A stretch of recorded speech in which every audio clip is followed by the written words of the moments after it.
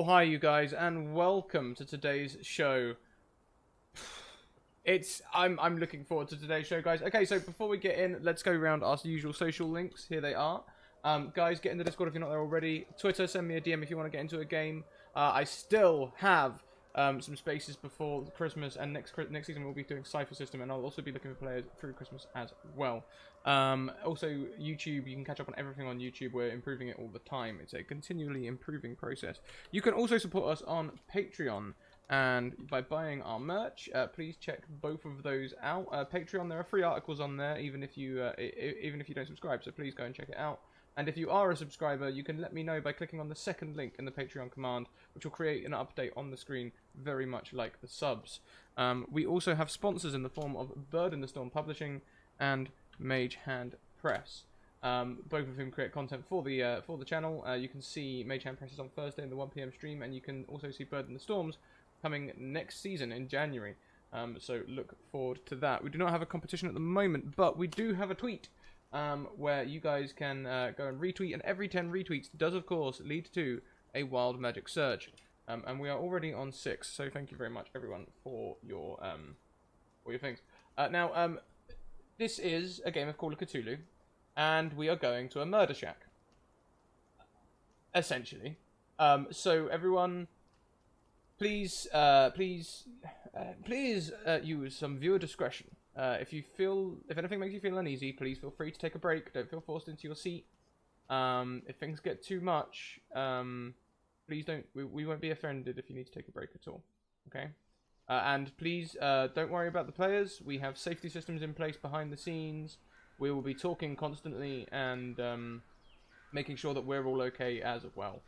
Okay. So thank you very much, everyone, for being here. There'll also be a notification that goes every half an hour just advising about viewer discretion. So, with that, I will hand over to Charlie to do our intro. Oh, hi, Charlie. Hi. I seem to remember from last week's question and answer session that we have a Wild Magic Surge. Thanks to the wonderful chat for retweeting and joining us for that. We had a lot of fun discussing safety, our game, and all sorts of things. And I think I would like to give this Wild Magic Surge to Anna. To Helena. Because I've had many messages from Anna that she would like to be picked on. So I am acquiescing to that request. And she did just celebrate as you did it as well. So that's, that's a good sign. The number now is 546. Sorry, carry on. We also have a couple of outstanding Wild Magic Surges that I didn't get to last time. They're all in my head. Do not worry. Everything that you contribute is taken into account and implemented within the game. And I try and flag it as much as I can, but sometimes they sneak on by having been integrated. So, here we are. Our group have traveled from the heart of Privacy, a small town just outside of New York City, a commuter town of sorts, where they have all been chosen to sit on the jury of a murder trial. Through a series of strange and just strange events, they have decided to take a truck out of town altogether to investigate the cabin in the woods, the place where this murder happened. And on the way there, they encountered some trouble, I think is how I will frame this, as the driver, Lucia, and Helena, the front seat passenger, found themselves transported to Paris at the height of the French Revolution and a witness to the burning alive of 2 women. Meanwhile, Bert and Eddie did what they could to take control of the vehicle as it careened through the woods until it eventually found its rest in a duck pond, having launched itself over a bank and into the water. Pulling the 2 women free of the vehicle, they now find themselves wading, treading water in an algae-stained green pond in front of the very cabin they'd set out to find. I have a question. 2 of you have lost something in the water, and 2 of you find something in the water. Who has lost and who has found? I want to find. Okay. I don't know. Is it going to be bad if I find something? I'll find something on then. I went right under the water. I'll come back up with something. I imagine I have lost. Do you want us to flavour what we've lost? Because I've definitely lost my alcohol. Okay. That's fine. Yeah, if you want to flavour what you've lost. I've lost my... That's IRL. Haven't I lost enough? You lose your bandana. At which point, I think actually Eddie finds something because we have 2 that have lost in the form of Helena and Bert, and 2 that were found, Lucia and Eddie. That's right?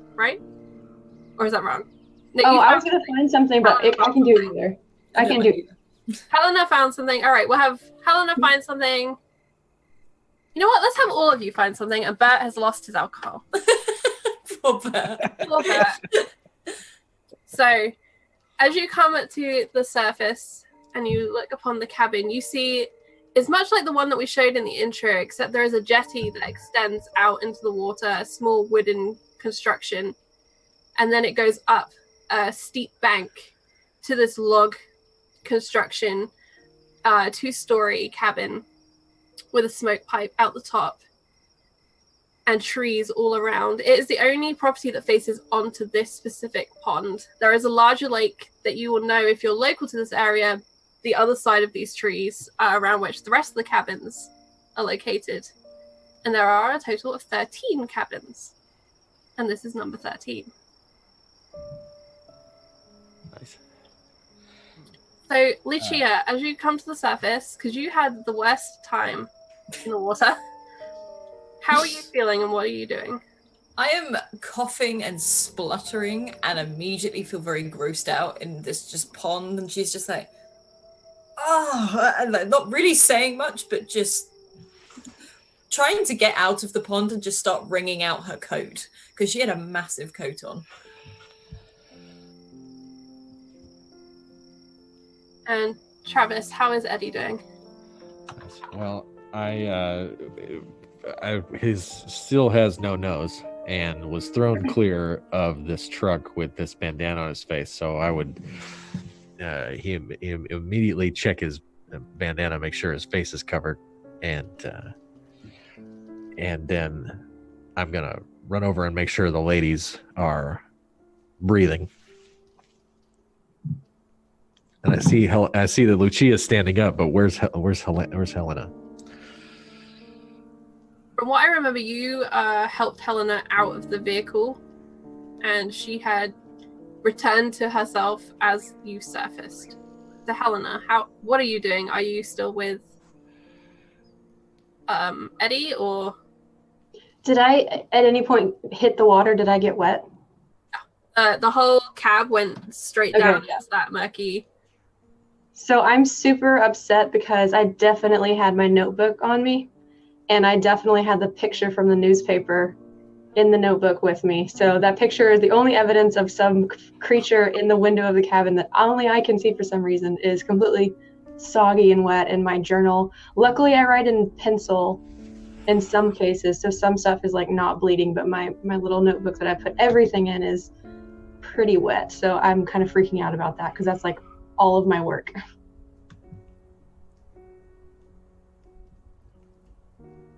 Also, Charlie, we're at 12 retreats.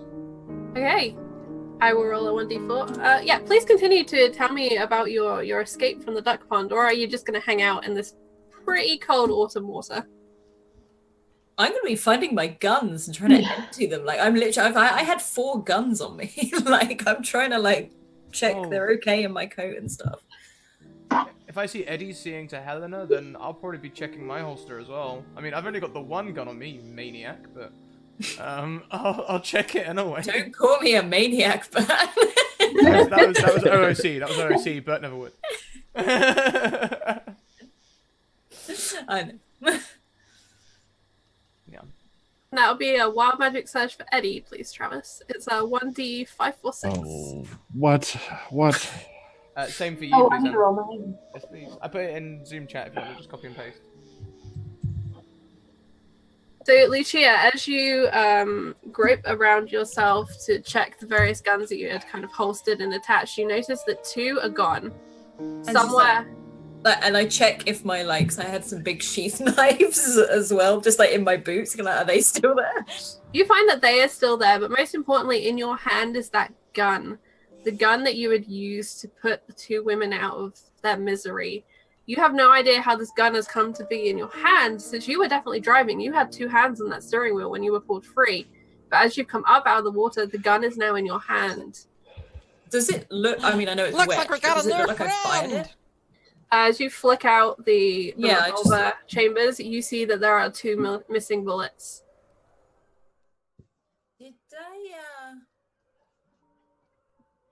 Did anyone use this? Just asking. I think you used it. Like, and she sort of like makes eye contact with Helena. She's like, Hang a minute, is Lucia like holding a gun? In that case, like Bert will come over and go, "Oh, don't worry, ma'am. I can. Here, let me help you with that. I mean, it's okay. I can. Punch him. don't you think I should protect myself? Well, I can at least show you how to use it. It's okay. I know how to use it. All right. Well, it's just come out of that lake. You want me to help you clean it? I mean, I just tip it and water comes out. I'm assuming. Like, and then if I've got, but I will reload. Log it. It's okay. I've got brothers. oh, But thank you. Bert doesn't know what to say at this. This is most unexpected. But thank you. And then I want to sort of obviously just tuck the shotgun back under my coat. Would I have gotten my knife back? I remember I was stabbing kind of intermittently at whoever came at me, but I might have dropped it. I think that as this is one of the things, you've pulled your notepad out to check it, and then you realize as you've seen Lucia, she has the gun in hand, you realize you don't have that knife in your hand, and you feel like it should be there. So you are welcome to have a look in the water. You would So like maybe to. I did lose something in the water. Maybe. Yeah, I can look around for that because it's important to me. It was given to me by my father. That would be a spot hidden check. Okay. So Eddie, you see Helena begin to grope in this pond. Some parts of this pond are deeper than others, and it has a silty, sludgy bottom with duckweed kind of growing out of it that kind of tangles and slimily grips at your hands and fingers. Didn't find it. Okay, you didn't find the knife that you were looking for, but as you do, you pull out a small tin box. And it's kind of rusty and degraded from the water. On the front, there's beneath like a layer of slimy brown algae, there's a flaking painted picture of a British soldier in a red coat with bright buttons.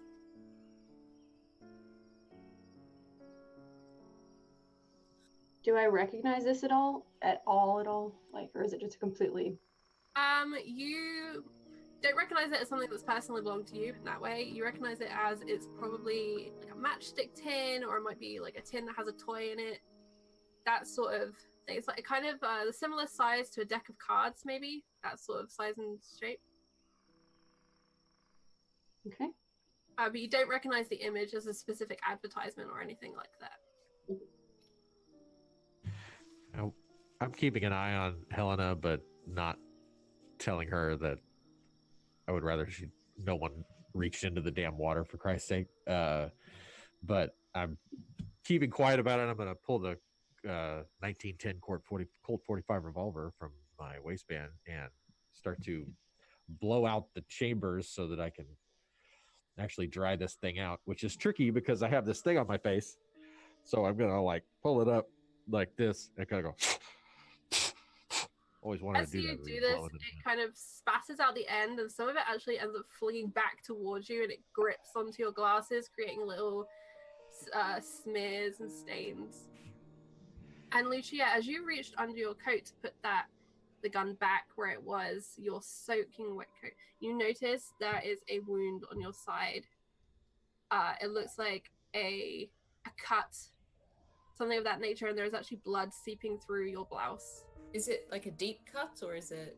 It's hard to tell because the cloth is like sticking to your skin. It doesn't feel like, you've been deeply stabbed, but as you become more aware of it, like there's that sharp, oh yeah, I've been hurt Oh, She walks out the water. She's just like, and puts her hand on it and starts walking out and just takes her coat off. And You she's alright, got Lucia? her scarf, and she'll literally probably just lift her shirt up to where like her ribs are and just start tying. Yeah, I this can scarf. give you a hand with that. You're injured. It's fine, and just scratch. And she's like just trying to really firmly sort of tie it around. Well, she'll wipe it first because I'm in an algae pond, but she will try and do that and then pull her shirt back down and just try and tuck it back over. It's no good us all being out here in the cold. Lucia's injured. It's not that bad. And she'll probably wince as she sort of like, oh, Yeah, sort of heave her coat back on. I hear that and kind of walk around the back of the truck and walk up to Lucia as I put my gun back together and be like, "Where'd you get hit?" Just on the side. It's fine. There you go. You walked that off, right? I'll walk it off. It's fine. I've had worse. You'll be fine. I'm gonna walk up to Bert and kind of look at him for like a little too long. This whole thing on my face. Then I'll put my hands like this, kind of walk up to him and point my fingers at his stomach and go, "Stand and deliver." I'm just messing with you, man. I'm just messing with you. Eddie, I look like this is no time for that. Come on. yeah, Look but at I you, look like you're- Liberty Valance about to rob the stage. Come on, man. You're covered in water, algae, and what is that on your glasses? I got shit on my face. I'll rub it off here in just a second. I can see fine. But anyone you walk away from, that's my motto. Good times. We'll And figure this- out how to get back to the city later. in this moment, almost in response to Bert's comment, there's a great big oxygen bubble that just bubbles out from where the truck is sinking into the deepest part of this pond. You can still just see like the roof of the cab above the surface of the water. No one had anything too important in there, I hope. At my pockets. What? No, I'll be fine. What? I had a biff of whiskey in there. Oh, and she just sort of like pulls out a hip flask with her own. She just take that for now. Is that more of this head splitter stuff? Yes, it puts air on your chest. Say that again. I'm just gonna pocket it and not drink any. Travis, as you wade clear of the pond, you find your ankle and foot are wrapped in this coarse, thick duckweed, and you will have to physically pull against it to free your leg.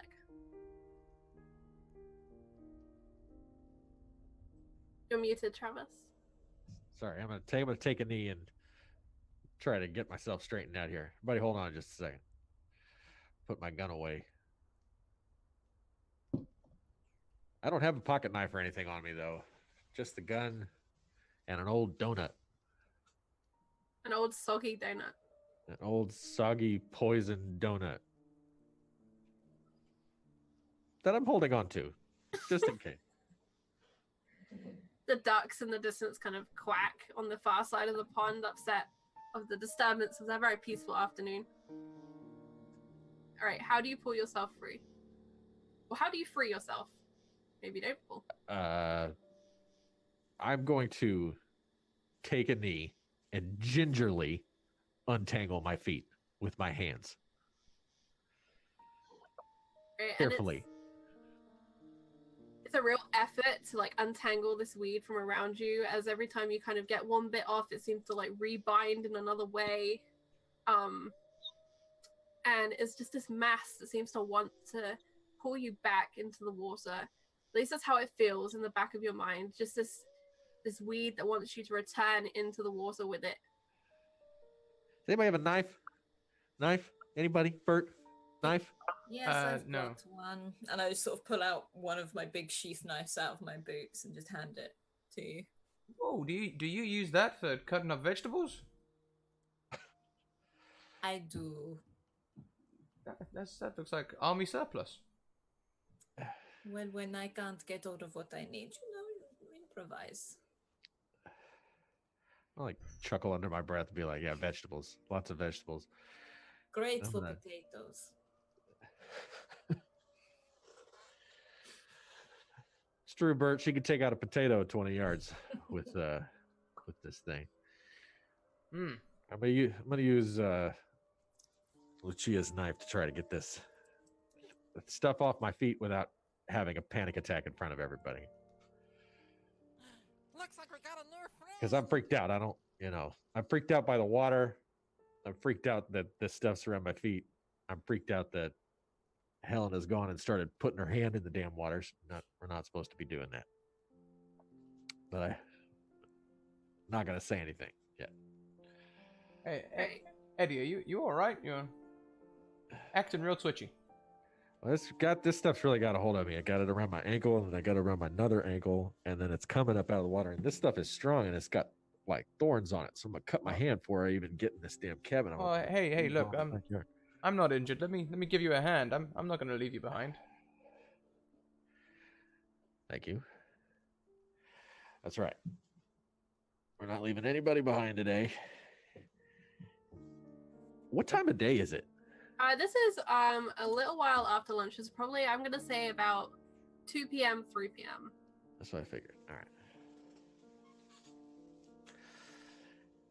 And I think as I'm getting this stuff off, I'm starting to kind of get a little anxious about how, like, look, looking at lunch, it's probably afternoon. We'll be lucky to have 3 or 4 hours before we start losing the light. And I think we should all agree now that we are getting the hell out of here and getting back on the road before dark. Period. End of discussion. I mean, how far away are we from town? Because we don't want to be on the road in the dark. I know this is the place, isn't it? This is the place they were talking about at the court, but it could be better to stay out here. We're wet. It's stay in the murder cabin. We're wet. It's cold. We're going to be walking you. back in the evening time. We're all likely to catch double pneumonia. Eddie, as you finally free yourself from this weed and you kind of pull to throw it back out into the pond, you notice the gleam of something beige wrapped within it just a little bit further from where your ankle had been wrapped.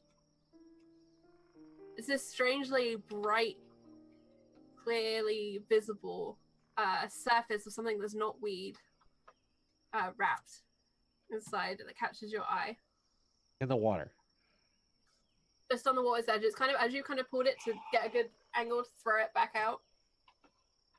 Yeah. Great. All right. I'm going to take one careful step towards the water and lean forward and take a good hard look. Just touch it, Eddie. I double dare you. Make a sanity check. We're all Scrap. just trying to enjoy the day. Oh, Lord, what did I do? All right, here we go.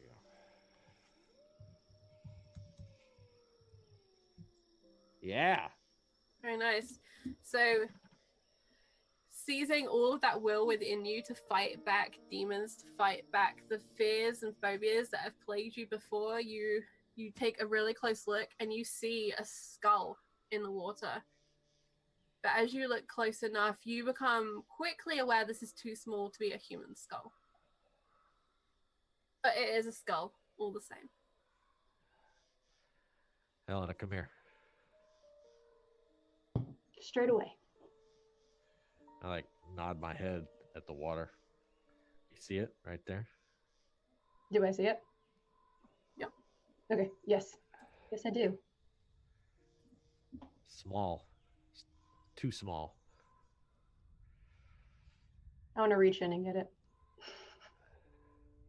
Please don't Alright. reach into the water. Please. And stop her. And grab your arm. Strength check. Okay, if you would like to contest this, I will have contested strength. Yes.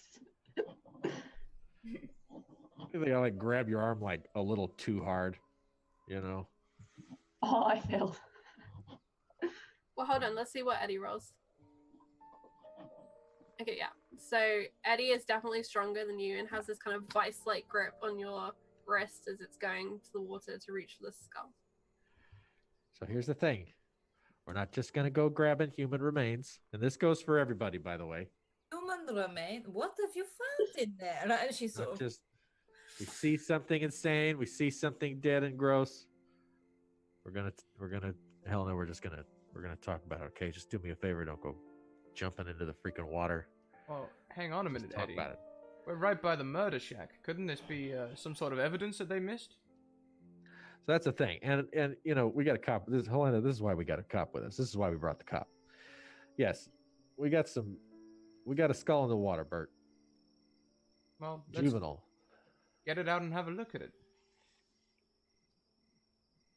I think we should. And by the way, Helena is definitely in shock, and that's why she's being really impulsive right now. Like, she's not here completely. She's like, okay, let's do this crazy thing. And like I mentioned last week, so that's what's happening. Yeah, she wants to try and get it out. Well, we need to get it out just to see if it's related to this or if it's been sitting there for 50 or 100 years. And All right, you want to get it out? Get it out. Get it out. Great. And I fun. imagine Eddie releases Helena's hand. But who is going to pull this out of the water? Helena? Mm-hmm. I will need a sanity check from you, please. Already pretty low, I think. Oh no. Alright.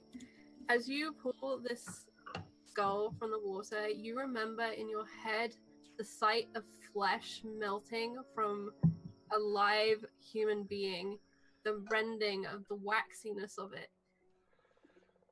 And you hear in your head the screams and the cries for mercy and the bloodlust of the crowd around you again as you are back very briefly in Paris.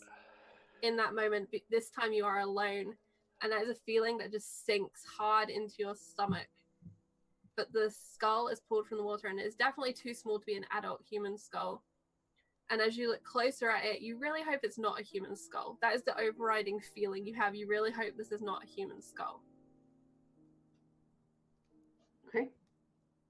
So I feel like in all of that happening in my head, I might have dropped it as it happened and kind of freaked out a little bit. So I'm probably more in shock now than I was. So I don't know what they're seeing, but I'm assuming that I'm just like kind of standing there frozen. And I dropped it. And are you okay? What's got into everyone?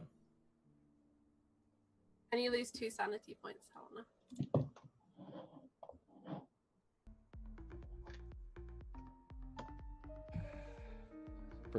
Bert wondered that aloud. He did, yeah. He said, what the hell is wrong with everyone? Thank you very much, Potato Hollow, who gifts a sub to Cryptos Gaming, or Slade, as we know him here. Look, it's maybe 2:00, and it's been a long day. We saw some stuff at the library, shook us up. Simple as that. It's bad out here. Like what? Well, I technically didn't see it, but I know that this is the site of multiple killings, and we need to strap in for something real. It looks like they didn't exactly drag the swamp and drain the lake and really look over this crime scene. It's been here 3 minutes and we found a skull, so there's that. But Helena saw something in the paper. What did you see? I saw a figure standing in the window. Show me. Well, it got a bit destroyed in the water, and I can show her the remains of it. It's pretty soaked, though. Lucia, make a luck roll, and we'll see if what Helena is trying to show you is visible to you. I failed. All you can see is kind of like the ink is kind of ebbing away, and it's ripped in an awkward place, and it just looks like a picture of the cabin in front of you that's been soaked in water and sludge. She sort of looks at it a couple of times, and then remembers Paris, and she's like, I believe you. I don't see it, but I believe you. Thank you. Well, so if I look at it as well, will I not be able to see it? You can make a light roll. Ask myself.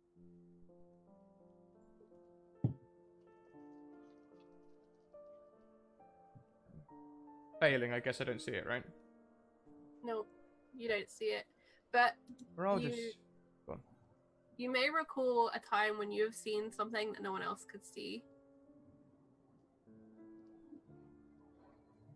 Yeah. Would I acknowledge that? That's up to you. Now, look, I understand that there's times when we all think we can see things that aren't there, and hell, I've had it happen to myself, you know, it happens, but we're all out here jumping at nothing, getting real scared because we're at a murder site.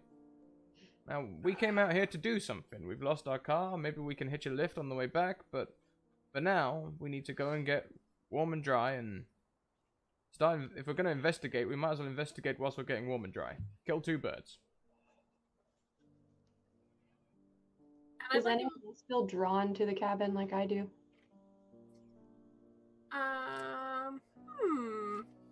Do you? That is a good question. I'd like you all to make a constitution roll.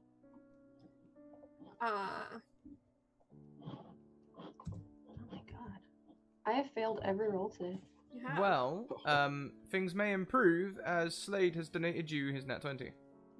Oh, thanks, Slade. I failed too. I did too. Right. All of you Big time.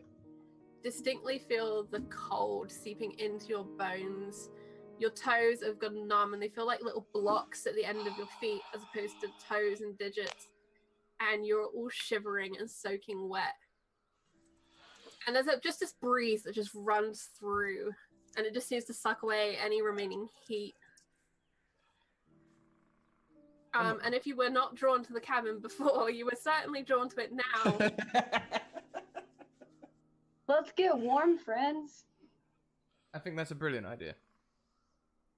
I would not shy away from some warmth.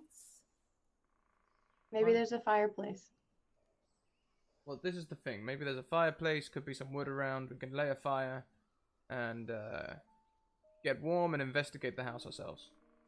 By the way, is the truck like out of service or is it?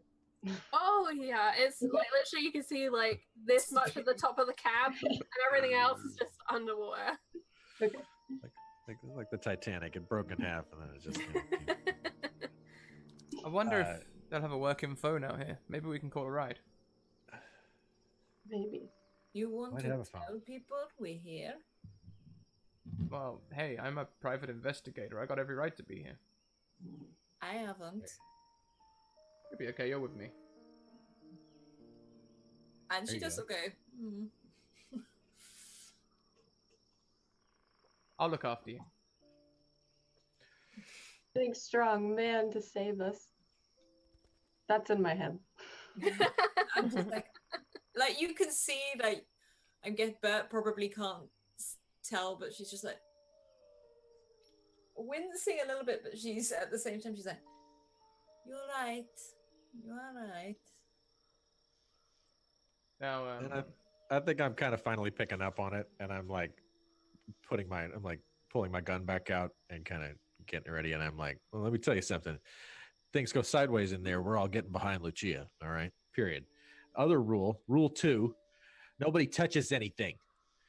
Are we all in agreement on that? We're just not going to go grabbing things. See something interesting, human skull, 20 grand cash, whatever.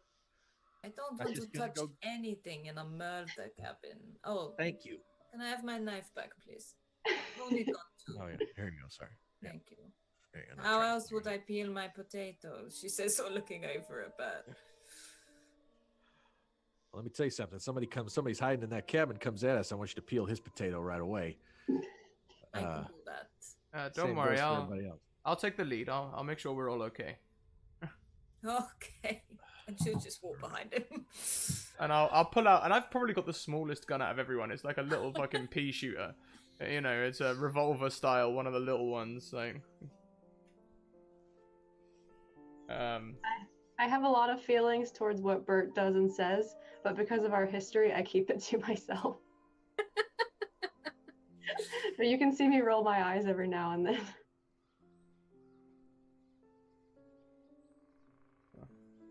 Alright, so how do you approach the cabin in the woods?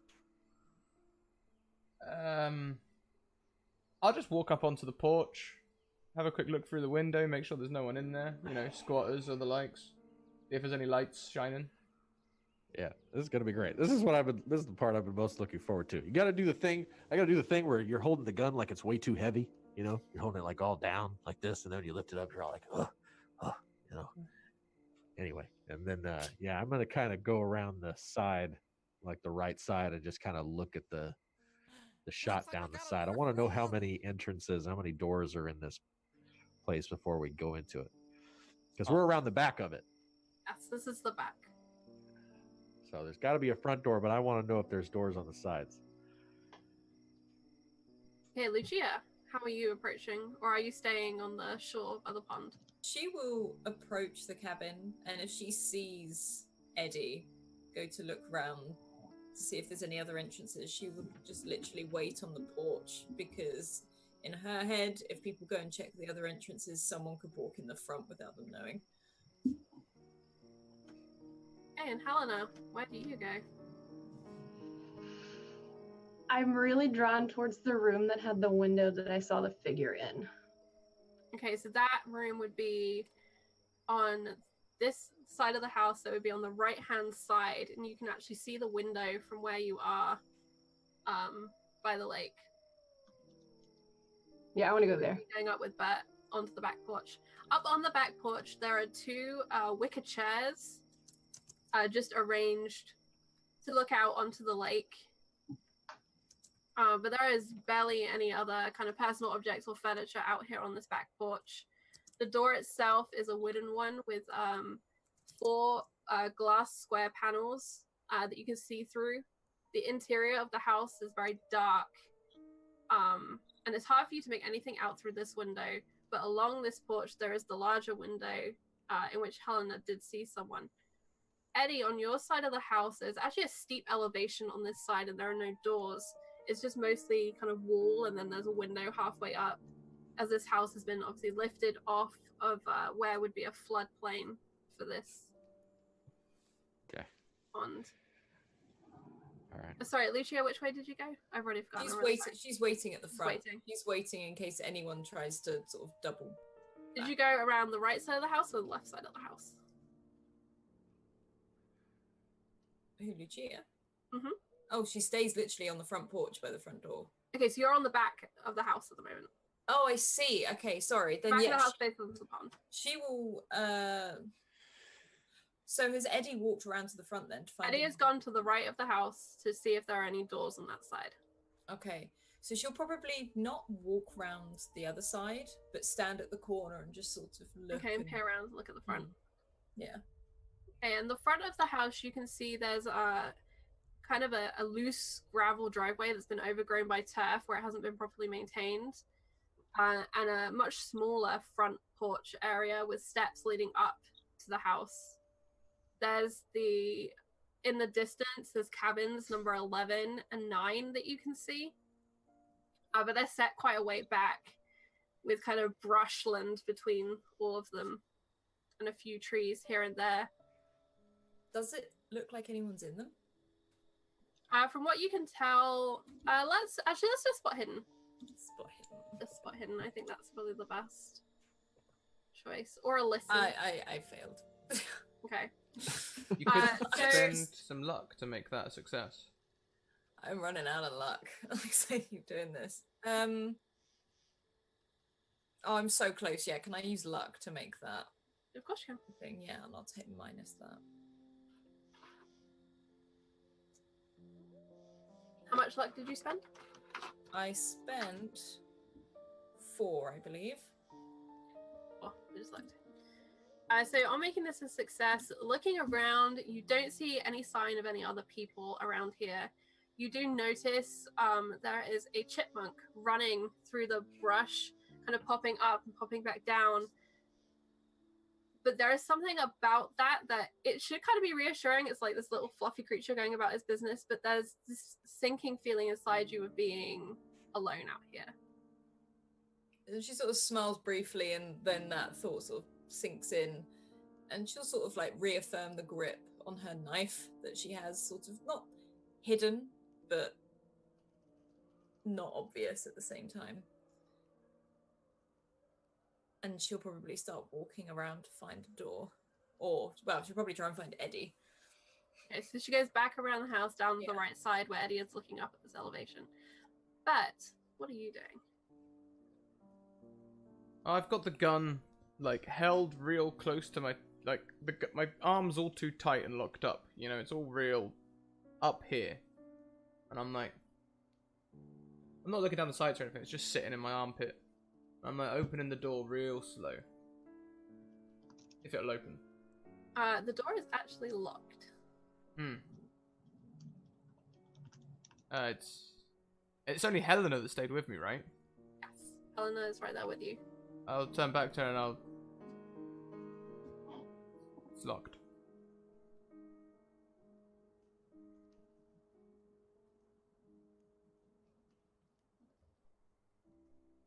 Helena, what do you do?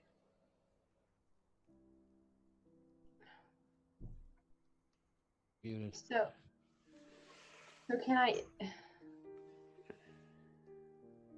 So can I explore this place, like where I saw the figure? You can get right up to that window that you saw the shape in. It's, So that's if you imagine, it's a long, thin porch, covered porch area, and there's the window just sat right there with a nice. okay. So I want to get up to the window and like look in. Will you please make a spot hidden check? Oh goodness! Please don't fail. I succeeded. Succeeded, perfect. And Bet, to you, you see Helena kind of ignore your question and just is so focused on sticking her face against this window and peering in. Helena, please make a sanity check. Oh my god. Success. That's up over the wall. As you peer in, you see like a lounge area. You see there's a fireplace sat into the back. And up the right-hand side where there's a window, which was above where Eddie could see in, there is just blood all up this wall. A dried, dark stain. But to your mind, there's nothing else it could be. And kind of looking around and kind of wiping away the smears, you see it's everywhere within this room. This room is still stained dark with the viscera of the crime that happened here. Who's nearest me? Is it Eddie or is it Bert? It's Bert. Okay. He's just down the porch by the door. Yeah. Okay. So I want to kind of like call him. I'm still looking in the window, but I want to like be like, come here, look at this, because I want to see if he can see it too, since he couldn't see the figure. All right, I'll come over to the window and peer on through. And will you make a spot hidden for me as well, please? Of course. Rumored that he's good at these. There we go. Hard success. Okay, as you look in, you see this blood everywhere. But what's more, you feel like you catch the shadow of a person stepping from this room into another room, and I need you to make a sanity check.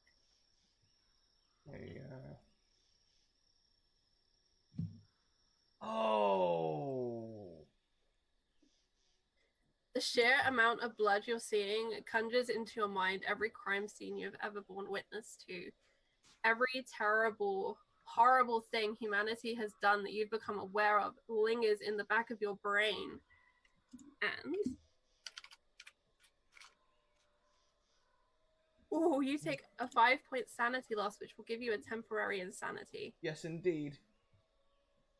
I will let you know what that is shortly. I need to go and look up some options. I'm gonna pull my tie to my face, like, oh, and then, because that's also horrible, and be like, Eleanor, I've seen a lot of crime scenes. This is a mess.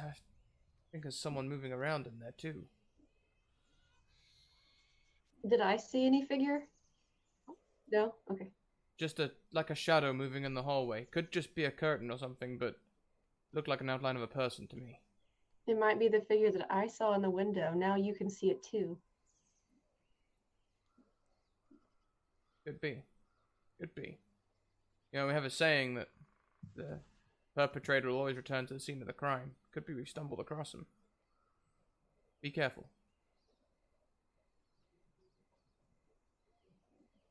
And like, Bert might seem a little different. Like, as long with the insanity, he's also, this is work. You know, like, he's not just being a casual misogynist right now. This is suddenly become crime scene work. So he'll actually be speaking to you like a person. Okay, good. Strange as that may sound in the modern day. So do you want to go meet up with the other two? Well, this door's locked. I mean, I kind of want to watch it in case someone tries to break out the back whilst we come in the front. You can watch, I can go. Yeah, that sounds good. And I'll position myself against the wall somewhere, like gun up, and just wait for someone to burst out the back as everyone else comes in the front. Okay, and the form of your temporary insanity is you literally are beginning to have a panic attack. You're beginning to have that just fear that you can't get away from.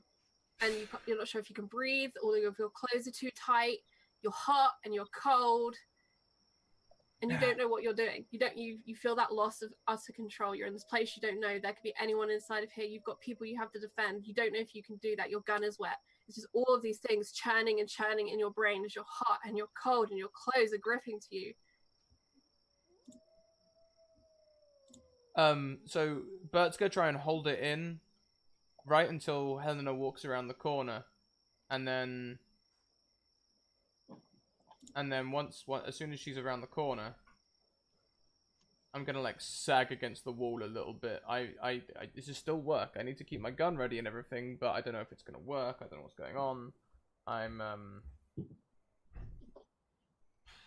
Yeah, all the things you described are very visible on my body as soon as Helena is out of the way. I begin breathing slightly heavier than I would like, and I know that I shouldn't be breathing heavily because I'll give myself away, but I can't help it.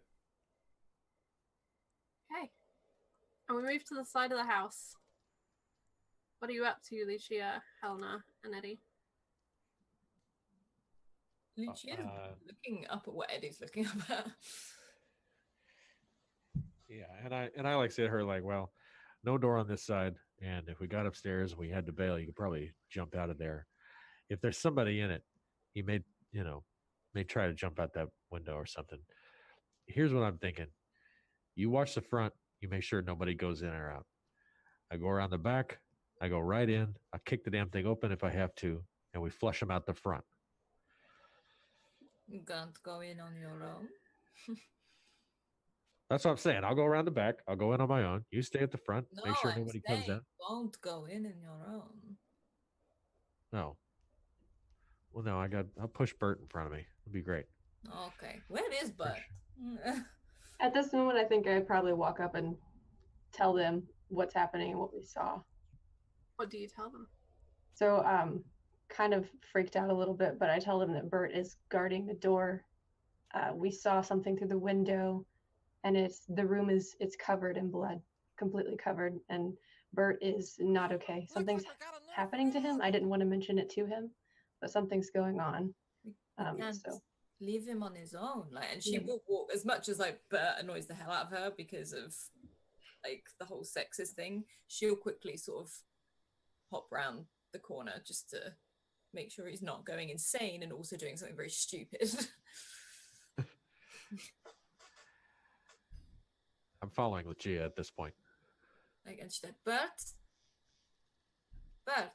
Hang on a second, the cat's bashing the door down. Oh, you are crazy. Yeah. Bert is unresponsive as you try and get his attention. He seems to be sagged down against the wall of the cabin and just breathing and churning thoughts. His head darts to one side as he seems to see some sort of phantom move past, a small black shape maybe, who knows. And just He's trying to clearly get control of himself and slowly losing more and more control of himself. And your words are not reaching Bert. Lucia will walk over to Bert. Bert. And if he doesn't, she'll just smack him straight up around the face. I have a question.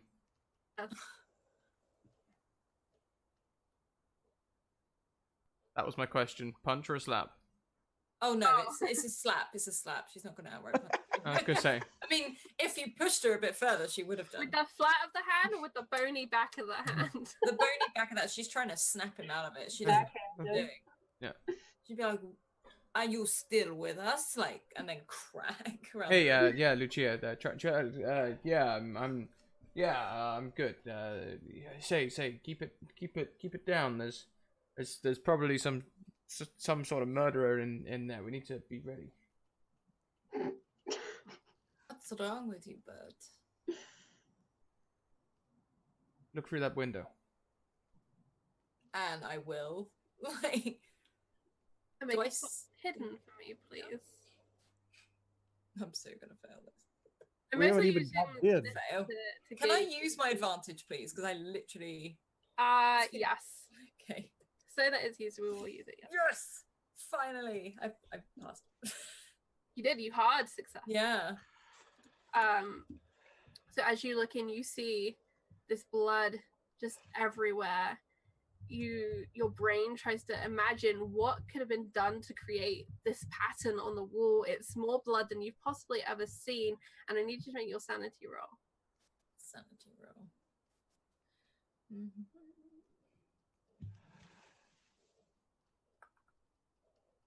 Okay, hang on, it doesn't like that. Let's... And Travis, I'd like you to roll me another wild magic surge, please. Oh, Christ.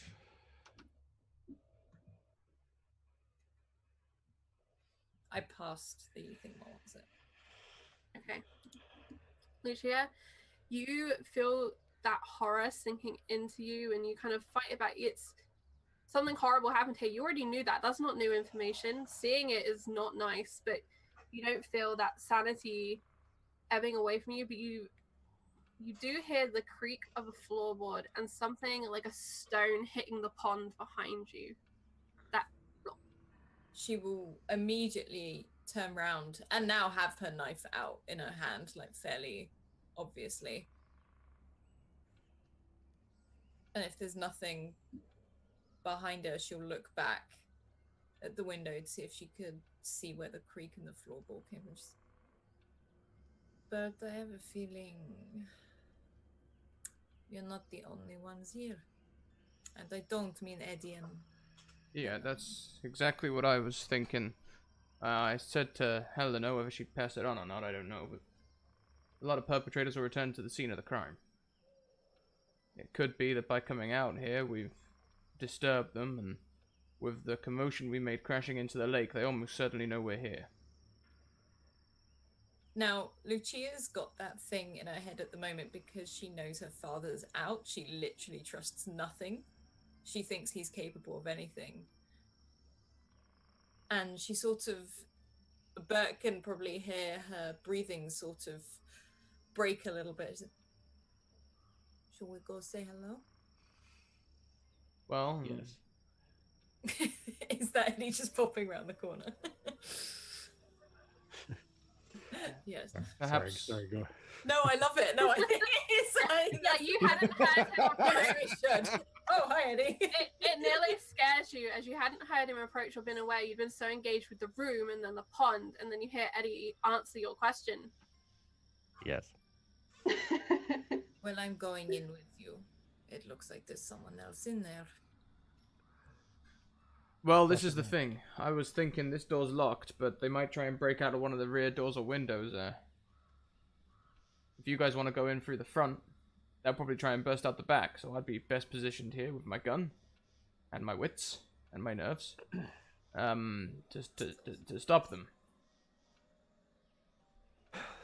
They could also probably safely get out of the house on the other side by jumping out of the second story window and landing on that high ground. So if anything, we got to flush them out. We got to go in through all four sides, yeah? Somebody take the front, somebody take the back. We go right in. We pin them down. All right. But you can just smell the stagnant pond water on you, and you feel, you're sweating. Even though you were soaking before, you can feel the sweat adding in now with that mucky water that's covering you as you continue to panic. Like, in my panic, my hand's going to shakily go to the flask that Lucia's handed me, and like, I'm going to just take out just one for luck. What's good for the sick is better for the well, my friend. I pass it on if that's assuming he's asking for some. I take some too. All right, look, I feel like the doors are more likely than the windows. So I reckon Eddie goes through the front. I don't think they're gonna try and face you directly. They're more likely to run. But you never know. You do never know. Has everyone here got a piece? Yep. Lucia has like 5 though. Yeah, like literally, she's like, "Hey, Boyle, and I have one of mine." She'll like reach in and just pull out. All right, that's good. That's good. We've all got pieces now. And he's gonna look at the girls. Do you know how to use them? Yes, and at that, I'd like to lock my shotgun. Can you teach me? Look, real simple, okay? Make sure you've got one in the chamber. Pull the hammer back and pull the trigger. Don't put your finger on the trigger unless you intend to pull it. Helena, as you are given these instructions, you feel so unfairly patronized by this man, and it is really grating on you. It is not fair that just because you're a woman, you are being treated this way. That is how I feel. And like Lucia will get the shotgun out and just make sure it's all ready to go, and then looks at Bert and just goes, "So I point this end at the bad guy, right?" And Helena, it is continuing. Like, you feel genuine rage within you that you are really struggling to fight. Like hurting him? Well, it's up to you how you want to express this rage, but it's a rage that you are going to really struggle to continue to fight because he is treating you unfairly. Okay. So and this connects to your neckerchief. Okay, so I will. I feel like I need to take the lead now, and I'm not gonna let Bert tell me what to do. So I'm just gonna go to a door or window, and I'm just gonna barge in as fast as I can. Remember, don't pull the trigger, just squeeze it. Off she goes. I know. And I see Helena move, and I immediately go to the front. You know what, Helena? Make me a firearms tap. Oh no. I don't think I've done this yet. And I'm gonna use one of my your nat ones, one of your nat ones, and say that you fail. Okay, so I don't need to roll it? Nope. Okay. I'm curious, as you roll it anyway, because I'm curious to see what you would have gotten. Okay. But you fail this outright as you go to the door to try and barge in. Success. Perfect. You go to the door and you try to barge in and it won't come open, and you are so pissed off. You just fire down at the lock and you empty this gun into this door, and then you pull as hard as you physically can on this handle and the door opens. There is nothing subtle about this, but you are getting into this door. Does anyone have any more bullets? Oh, Jesus. yeah. No, Lucia, don't give her more bullets. Over, so just holds out and... Bert will run around the front of the house to see if someone's trying to burst out. He was trying to formulate a plan. We've just got mad. Before I do, because that's right where I was headed, and I look like I'm about to rob this place blind. So whichever way. I try to keep my head down and be like, I've always wanted to do this, and then I hear those shots, I'm just gonna kick the front door open. Whichever way Eddie runs, I'll run the opposite way around the house so that we can converge at the bottom. I'll get there just after him, but I want to make sure that the house is covered. Alright, so I imagine that Eddie went up and around the right side. He already knows that's clear. He knows there's an easy way around. But you go to the left, and it's a much harder way to go, as the trees are more encroaching on this side, and there are bushes, and there's the wood store. The wood store has a door in it. And it's made of solid wood, just kind of like 2x4s basically have just been nailed together to make the door on this small shed attached to the side of the building. And you push past this, and you just have this incredible suffocating feeling still weighing on you, and you're slipping and you're trying to push past everything, and it's slowing you down. So like I'm definitely gonna get there last, but also I'm figuring, actually maybe I don't want to go around the front, because if I was trying to break out of a place, I'd go for the heavily congested area as well and hide. So maybe I'll try and push through it for a little while, but once I realize how difficult it is, I might just find a good spot in a bush somewhere where I can just like settle down and see the side of the house well. You tell yourself that you're settling down to see the side of the house, but mostly this is to protect yourself. You don't want to be found here. You are going to hide your ass off in this bush. Mm-hmm. You are safer than everyone else out in the open if you stay in this bush. And you stay hunkered down with the scent of pine all around you. Your clothes are dripping. It seems like every sound is heightened. And the gunshots are still ringing in the back of your brain. Eddie, at the front of the house, you hear the gunshots. It's go time for you. You kick the door. Give me a strength or a brawl, whichever you desire. And don't forget you have nat 20s to use. I do. And you need to call to use it before you make the roll, otherwise it costs you 2 nat 20s. Okay. And you only have 1 at the moment. Just to update, Helena, you have 1 nat 20 and 1 advantage. Oh. Bet you have 1 nat 20. Hang on a second. That's a false roll. You can't have a space between the 1 and the D100. What? Ah!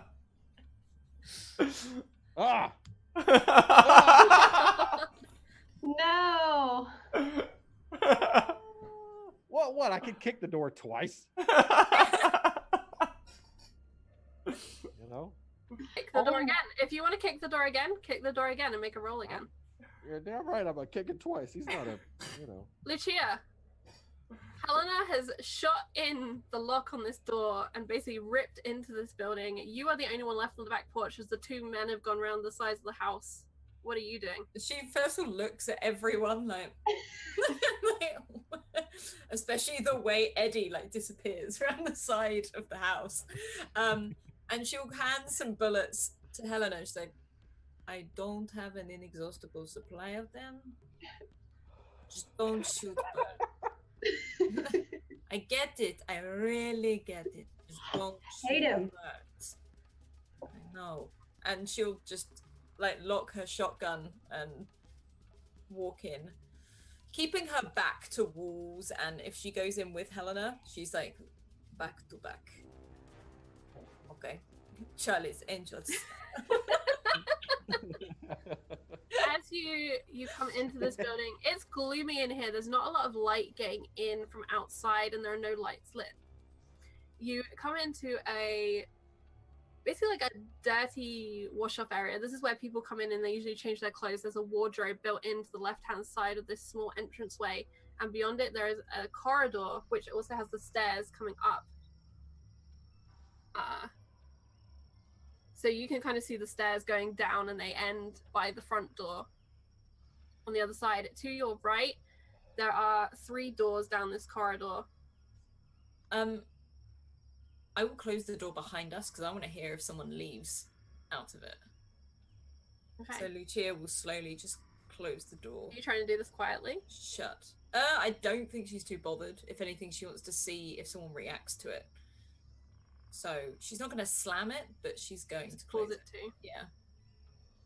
Right, you pull it too. And you listen. Roll me a listen check.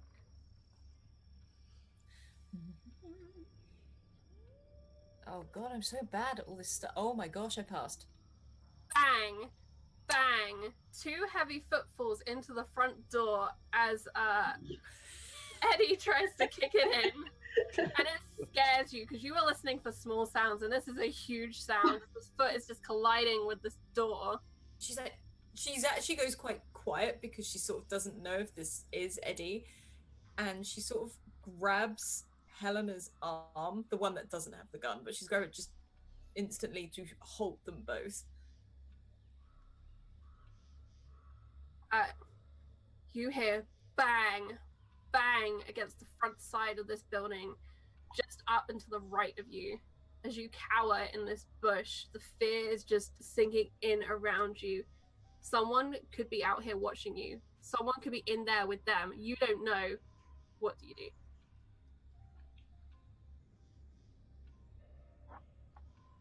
Bet. My little Well. panicking bush boy. What do you do? No one's bursting out, right? Bush boy. No one seems to be bursting out, but you hear the kicking of this front door. And you can hear the girls going through the back door. And you know there's a shed to the side of you. And outside you can hear all of the animals and the wildlife. It's just amping up to the point where you don't know if you could hear someone else moving around. Everything else is making too much noise.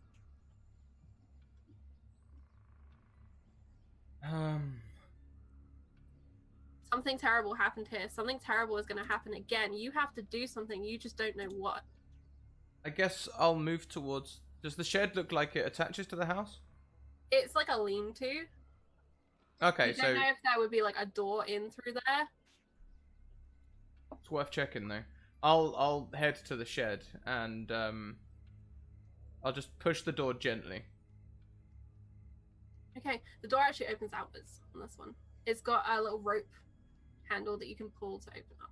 Okay, so I'll give it a slow... So I'll change hands so that my gun's in my left hand. It's not ideal, I can't shoot someone on my left hand, but this door opens, you know, the wrong way round, so I'll have it in my left hand and slowly open the door with the right so the gun can be pointing through straight away. Alright, you open it up and there's a pile of dry wood to your left and to your right, and up in front of you there is a small hatchway. Does the hatchway go up or down? It's like a small door. It's not a full door though. It's more like a hatch. Okay. That goes into what you think would be the side of the building. Eddie, I have a quick question for you. Is that a success or a fail on your second roll to kick down this door? It was a fail. If it's a strength check, it's a fail. Okay, if it's a brawl check, is your fighting brawl better? No, it is not better. Okay, so you are still stuck outside the other door. Great. Marvelous. Wonderful. What would you like to do? Is there a window on the front side? Yes, there's a small rectangular window with a crossbar. All right, so I can't take it out with like a chair or something. I'm gonna shoot the lock. Okay. Yes. So you take out your gun. Make your firearms check. I certainly do. I certainly will. If I can. Bet, what do you do? I'm going to pull the door closed behind me. And if there's like a latch or something, I can wrap it around so it'll take someone a second longer to get open. I'll do that. And I'm going to head up to the hatch. And again, I'm going to real slowly open it or see if it'll open. It's very dark in here now that this door is closed, and you reach forward and you go to the hatch, and it's got one of those like indented type handles where it's just like a groove that you could just get the tips of your fingers into. Mm-hmm. And you pull it, and it doesn't seem to want to give for that first initial tug. Hmm. But when it was light, it looked like it opened outwards. Yes. I'll get my hands around it. I'll holster my gun quickly, wishing I had a partner with me. And when it was light, it looked like it opened outwards. Oh, I can hear me. I am. That was weird. I'll put my fingers on my thing. Your partner, Bird. It was your partner. Fuck. The insanity is setting in. Like, The sanity roll, Christ. I'll put my fingers around it and I'm going to try and give it a sharp tug. Okay. And what was your firearms check, Eddie? Hey, failure. Failure. I blew right over it. You shoot, and instead of hitting the metal to try and destroy the lock in the same way that Helena had done on the other side, you actually hit the glass, and this bullet goes whizzing down this corridor, embedding in the wood, not too far from where your two friends in this adventure stand. And at this moment, Bert, you tug open this panel and tumble into this corridor from under the stairs. I give Eddie the most scornful look for shooting him. I was like, the fuck was that? Like, literally just stares at him like, looks back at her like, you okay? It didn't get you. It didn't catch you or anything, did you? We become this close to having another moment that he would curse himself forever for. So in the midst of his freak out, can I like clear the glass out with my gun and like stick my hand in and throw the latch from the other side? Yeah, make trying to think what would be appropriate. Make some sort of dex check for me. We got dex? Yeah, there's a dex score. I have limited dexterity. Yes, I passed it. What? Okay. You reach in and you rattle and you find the little latch and you manage to slide back the chain that bars this door and you get it open. But as you've careened out of this small hatch, having lost your balance pulling backwards, you tumbled forwards in the effort to overcorrect, and a bullet has just whizzed over your head and embedded somewhere in the wood. As your panic becomes full force, you're gonna die in this building. Oh yeah. So like his initial thoughts were, I've not heard anyone moving. With all the gunfire, I've not heard anyone moving, so they've probably already found a way out or they're hiding. But as the bullet whizzes over his head, he's probably just gonna like cry out, "Would you all stop shooting the place up? We're gonna die!"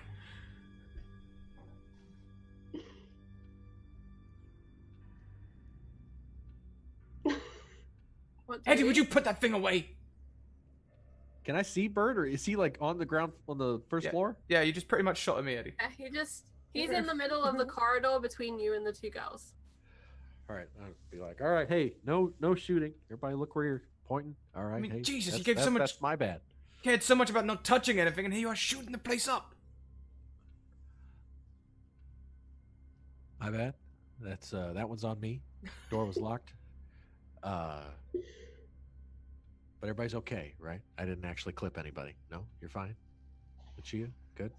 But she's just looking at you like, just try point it in the other direction next time. Don't Copy that.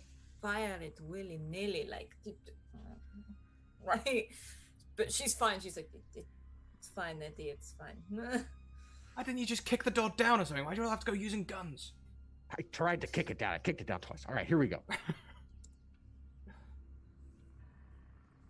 So we're all like what is the living, or are we in like the living room?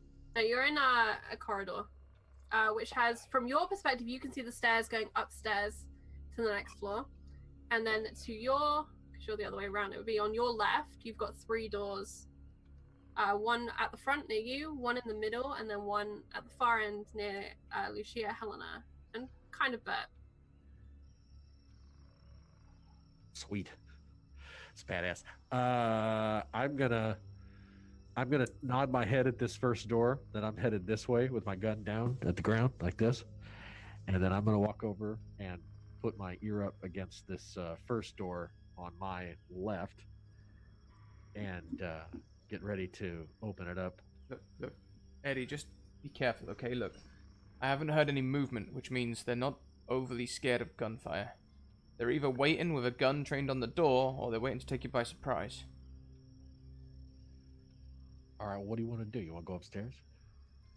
All I'm saying is be ready to get out of the way when you open that door.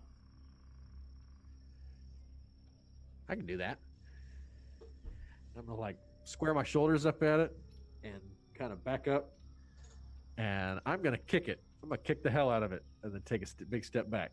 Would you like to use your nat 20 after your embarrassment on the front door? Now, and to that, I have 1 nat 20, and then I have like 2 nat 1, right? This is true. Now, a nat 1 is a success, right? Not a failure, not an intentional failure, right? No, a nat 1 is a fail. Nat 1's... Okay, in the mechanics of Cthulhu, rolling a 1 would be a success, but in the mechanics of the way we're thinking about this, nat 1's equal fail, nat 20's equal successes. Why would I intentionally fail? He asks a stupid question. I would choose for you to fail. Oh, you use it. Yes, I use it. Good night, everybody. I'm learning how to play this game. Thanks for watching. You're good. I'll You're see you good. later. It's kind of complicated when the system sees a 1 as a success versus a D&D where it's a fail. Yeah. Thank you to figure this out by the 6th game. Okay. So Yeah, I'll use my 20 to bust into the room. Okay. Get a look at it. Your foot collides with this door to the point where your foot nearly goes through the door. You strike it so hard, Yeah. and it swings open, and you find the kitchen. There is a small table with 4 chairs around it, one of which is nearly knocked over by the force of the door swinging into this room. There are counters all down the front, which faces onto the front of the property. And onto the right side of you on that wall, there is another fireplace. In a hallway in the room? Is Sorry? that what you said? Is it? You said there was a hallway, another hallway in the room? There's a fireplace on the There's a fireplace. right-hand side. All right. I step back out in the hall and I look at Bert and go, kitchen. Oh, okay. Oh, yep. Be careful. Most killings in a kitchen are made with stab wounds. They could be hiding. All right, I'm gonna search the kitchen.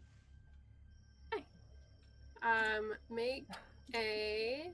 What are you searching for? What sort of thing are you looking for? I'm looking for anything that identifies like any mail or letters or any like bits of paper or anything written down, and then anything in the room that could be used or that could be used as a weapon or has been used as a weapon. Okay. So make me a spot hidden check. Oh, hey now. That's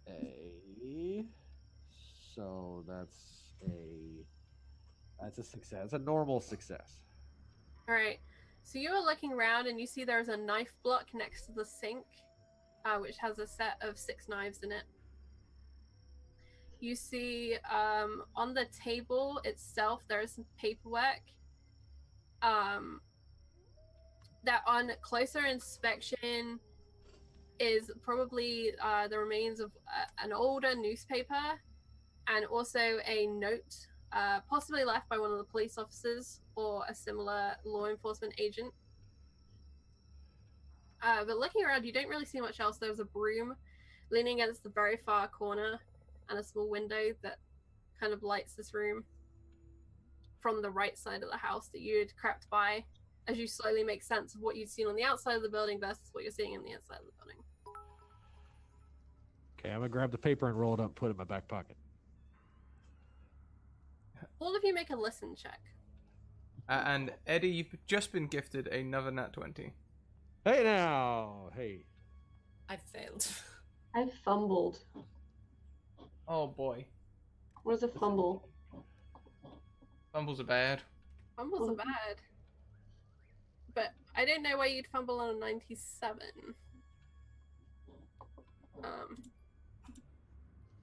Failed. Failed. I'm pretty sure it's just failed. Alright, everyone fails. Everyone fails. We hear nothing. In fact, what happens is you all are convinced that you've heard a phone ring. Did you hear that? The ringing. I heard it. And no one else ever? Well, at least we can get a ride here. Let's see if we can find that phone. How is there a phone if all this electricity is turned off? Well, Eddie doesn't know anything about electricity stuff. Well, you see, phone lines run on different lines to electrical lines, so probably Okay. phone lines are okay. I would like to know about stand between Helena and Bert. Like, I literally just stand in between, like, okay. I don't say anything, I just sort of slide in between them. Everything Bert says now is just like completely infuriating to me. I like come out of the kitchen and be like, "Did you guys hear a telephone ringing?" Yes. I Yeah. did. Yeah, we I don't know why. Not in the kitchen. Is there another room down here we haven't searched? The front. There are 2 more rooms down here. 2 more room here. You have the back room that's nearest to you, Lucia and Helena, and there's another one in the middle of this corridor. Maybe they might have put it in the middle. I'll check the middle room. Alright, so you get to your feet and you open. How do you open this door? It isn't one that opens outwards.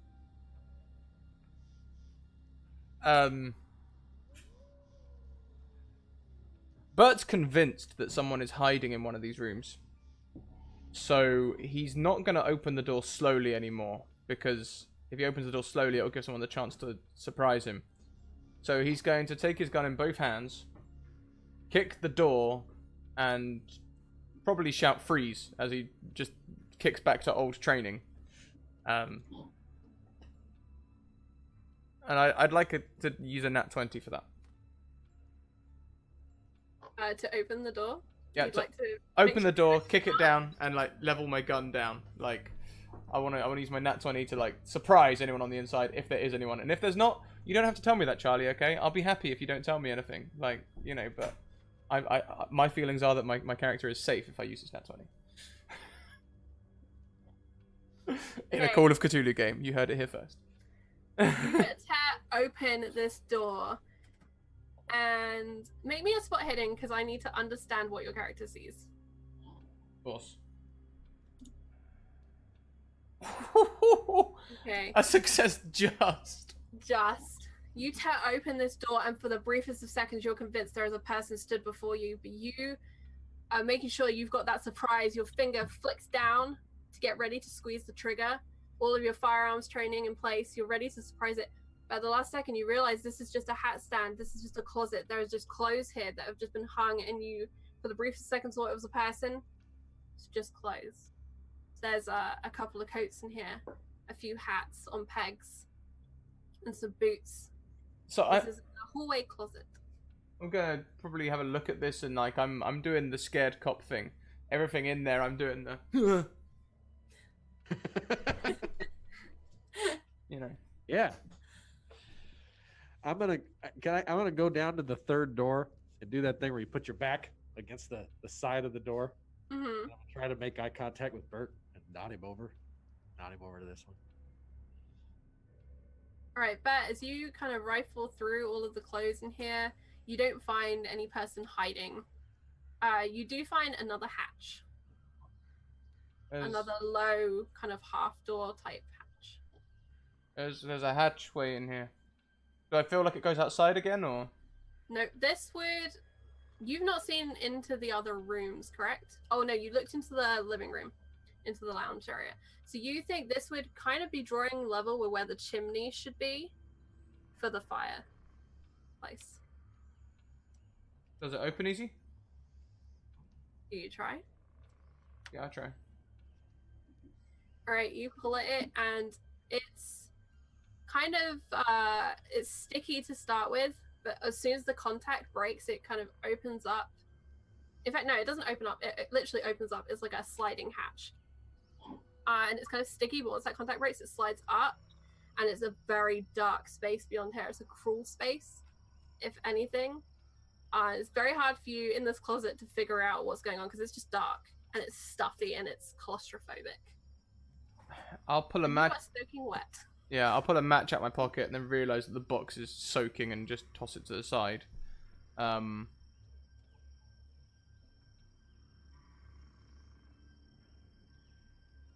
There's a crawl space. Too dark to see. Can I just quickly check in with everyone as well? Is everyone okay? Mm-hmm. Yeah, cool. I'll open the hatch. Open the hatch and I'll just sort of like peer in. I don't want to get in. That's crazy. But I'd love it if I had a light right now, but I don't. If anyone has a light, that'd be great. My matches are soaked. A lighter.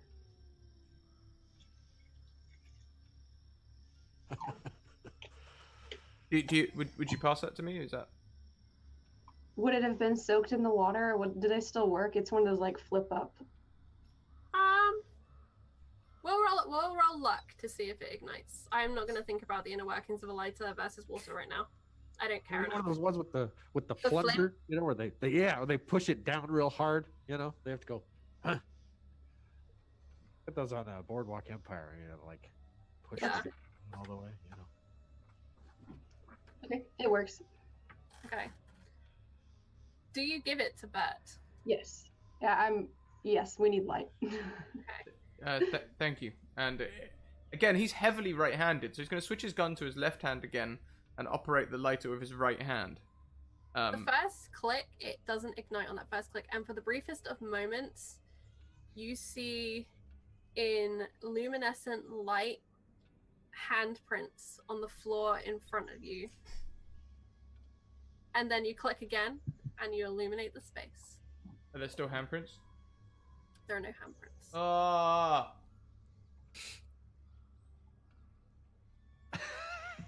And Helena's closest to me, right? She just handed me a light. I saw handprints on the floor there for a moment. Did you see that? Did I see it? Do I need to just do a spot hidden? You didn't see it. Okay, no. No, I didn't see it. What are you talking about? I'll put my gun in my trousers quickly so I can swap hands, put my lighter in my off hand, and take my gun in my good hand again. And don't worry about it.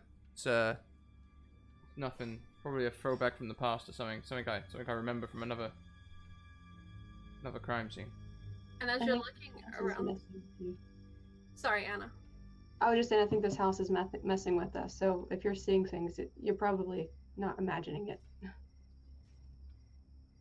And using the light of the lighter, you see the crawl space is very narrow and it ends fairly abruptly in a stone wall. But as you look up and to your right side, you see, starting about 3 feet up, there appear to be rungs of a ladder that ascend upwards. And the ceiling is very sloped in this space, and it's a very narrow, tight fit. So it would be an effort to climb this ladder, and you cannot see where it goes. Helena, there's a ladder in here. Why would there be a ladder in... What is this, a chimney stack?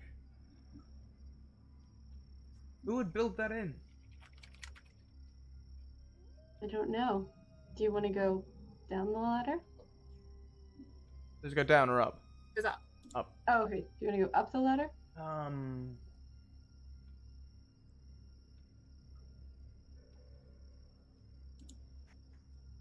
Absolutely not, but I think we should. Want and need are two different things. Yeah, exactly. I mean, I'll do it. I'm curious. No, it's okay. Does it look like there's any light at the top?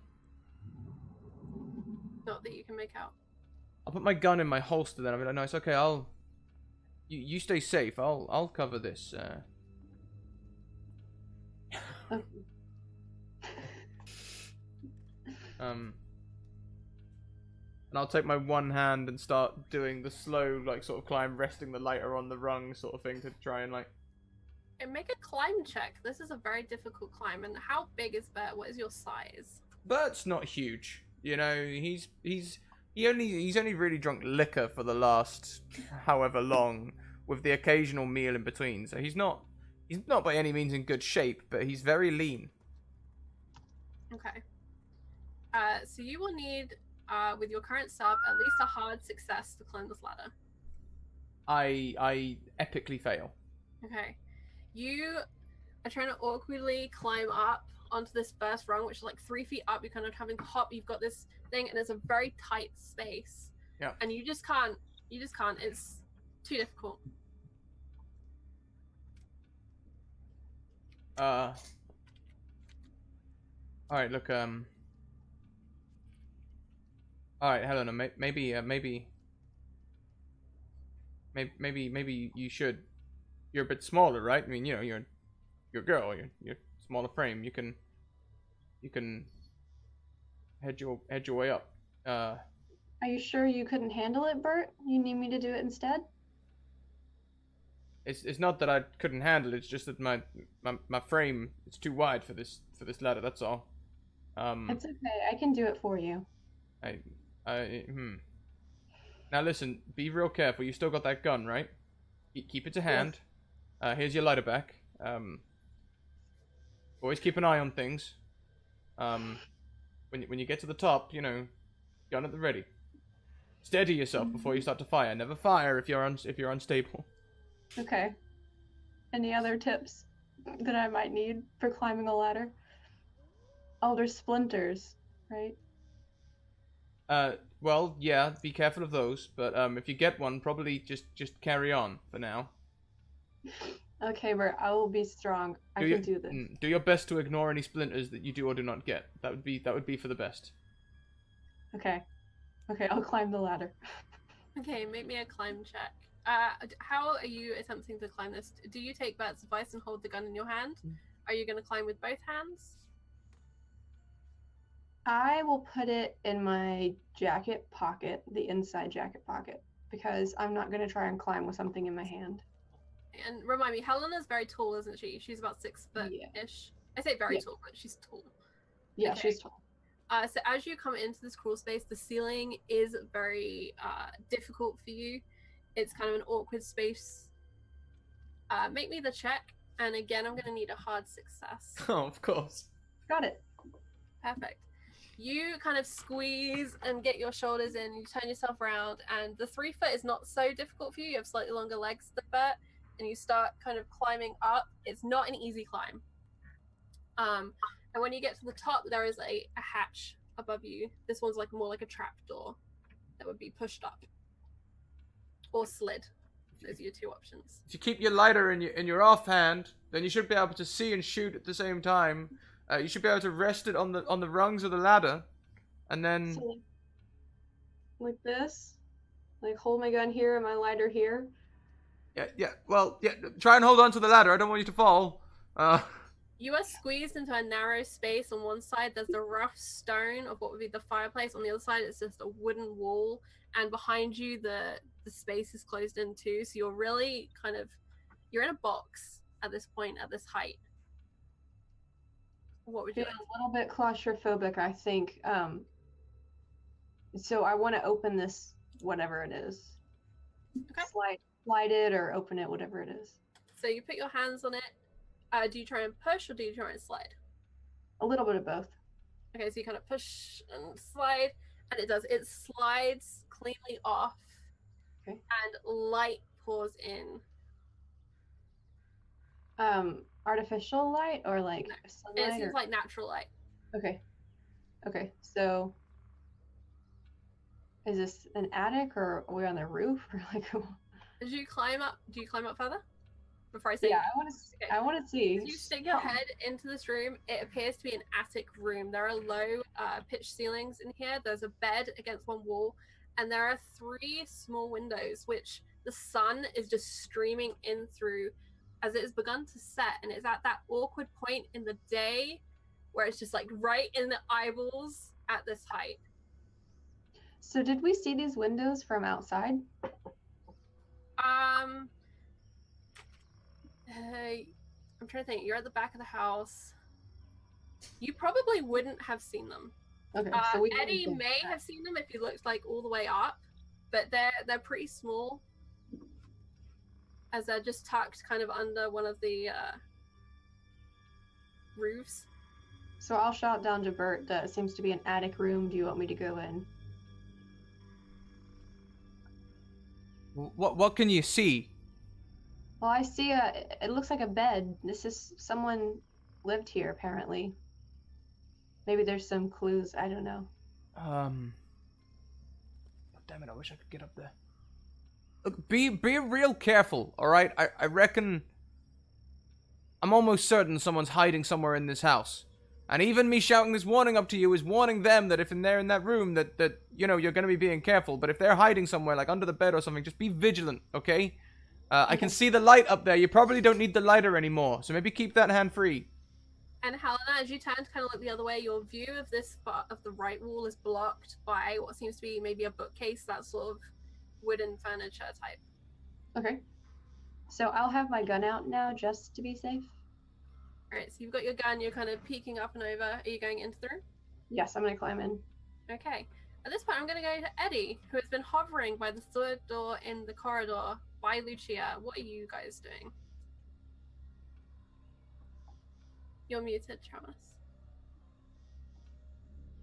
On Zoom. Still muted. Hello. I had 2 forms of mute on at that time. That's Double how you mute. wanted to be. So I think that hanging out by the third door, I lose patience and kind of want to know what the hell's going on because Helena has disappeared into that room. So I like walk up to Bert and I'm like look over his shoulder. I'm like, what the hell is going on? Helena's gone up there. I couldn't fit up the damn hatch, but she could. There's some sort of like living space up there or something. God, I wish I could get up there. For Christ's sake. And I like push him out of the way and I climb up. All right, so you go into the closet underneath all the nice dry clothes that you could have easily changed into, by the way, guys, and you find yourself in this small space. What is Eddie's size? You know, 5'10", medium build. Not. Okay. Yeah. And how does he climb? Does he climb with anything in his hands or with both hands free on the rungs? No, I think both hands. I think I tuck the gun into my back waistband and I want to get up there. I don't like that she's alone up in the scary attic. I'm going to say for you as well that this needs a hard success on a climb test.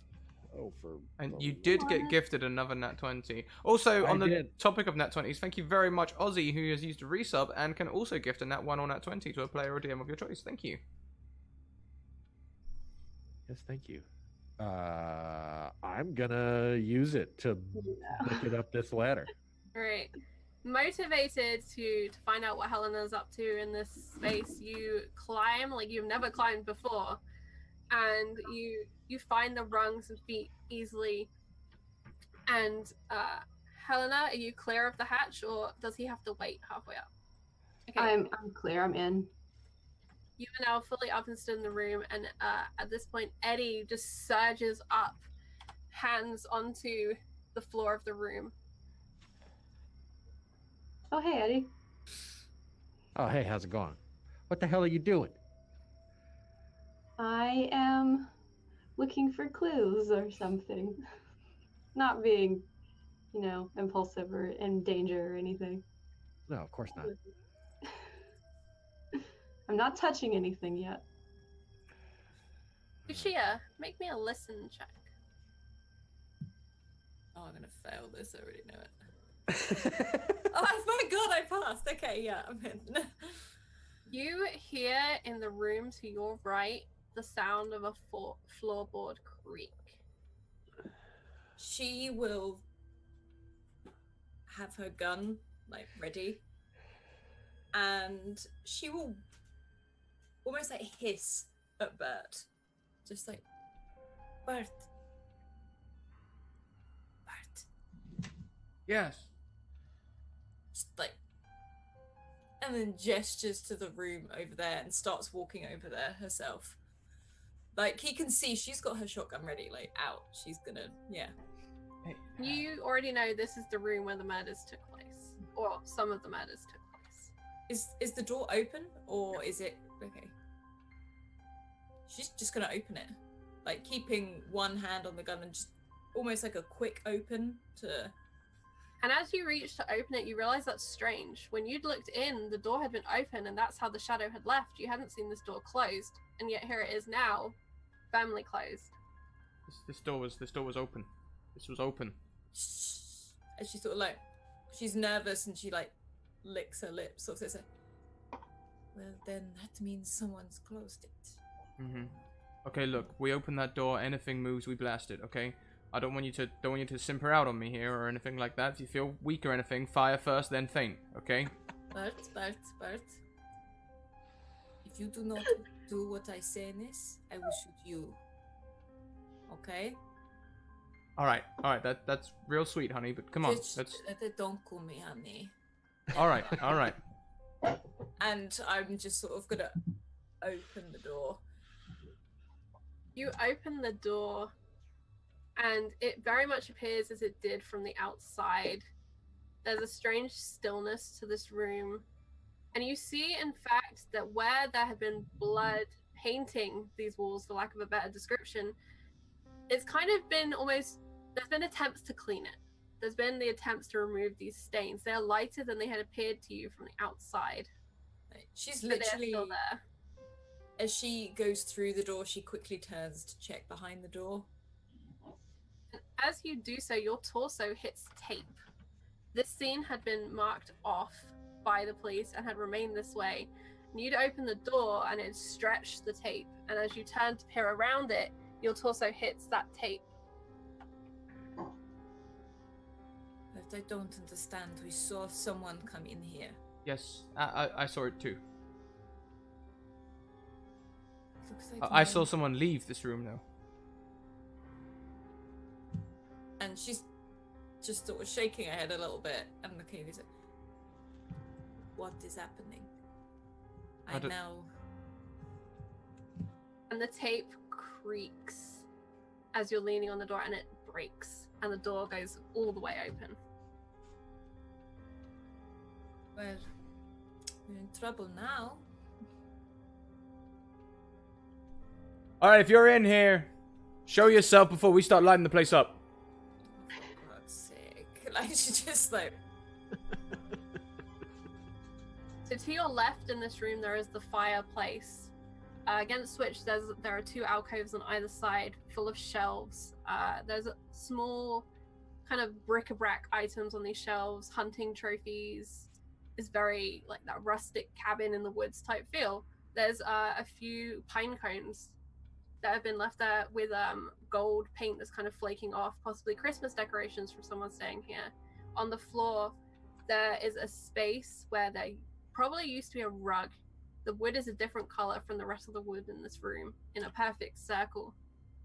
Over the top of that, there is a sofa to the right side of you, and there's the window, which looks over to the duck pond, as well as a few other items here and there, like a side table, that sort of thing. So, being an investigator and also a complete and utter mansplainer, Bert will begin describing this to Lucia in graphic detail. Like, you see the way the floors are different color. That means there was a rug there somewhere. Probably what they might have done is use the rug to wrap someone up in a carpet and remove the bodies that way. That's a commonly done thing. The mafia do that a lot, apparently. I know.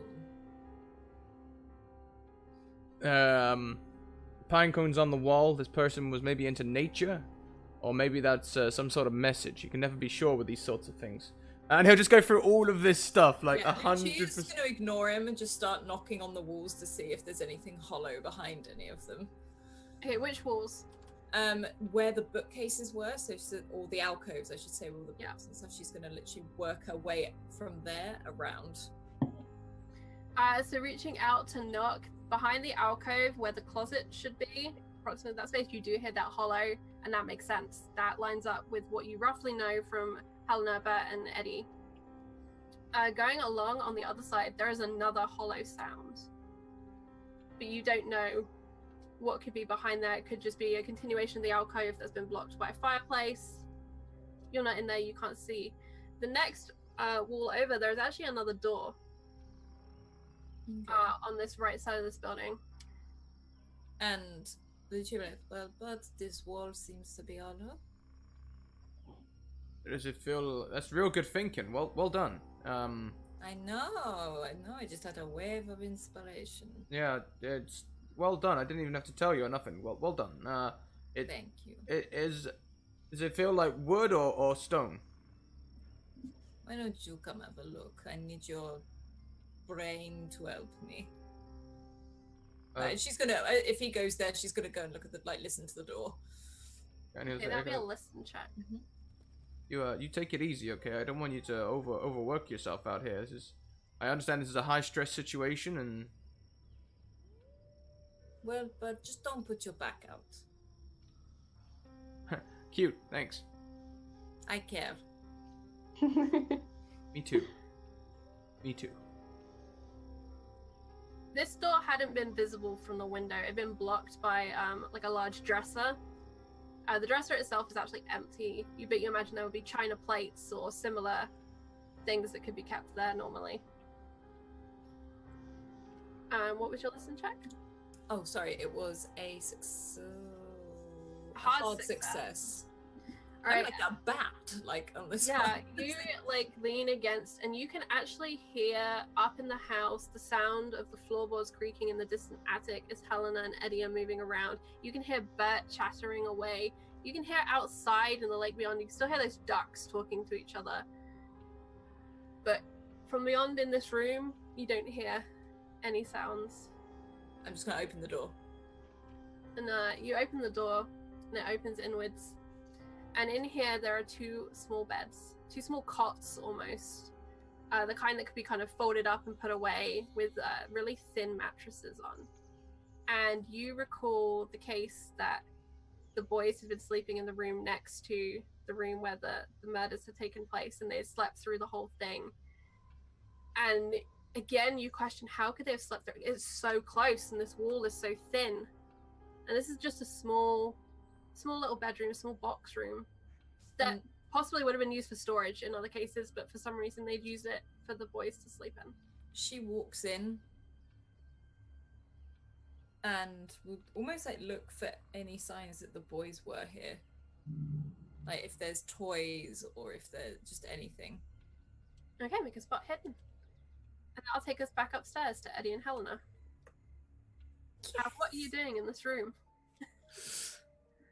I'm searching around, looking at what's in here first. I just want to know what it is, trying to figure out who slept here, who lived in this room. Okay, looking around, you see that the bed linens are actually folded and piled up on top of this bed as if the bed has been stripped and fresh linens have been laid out, but they've never been made up onto the bed.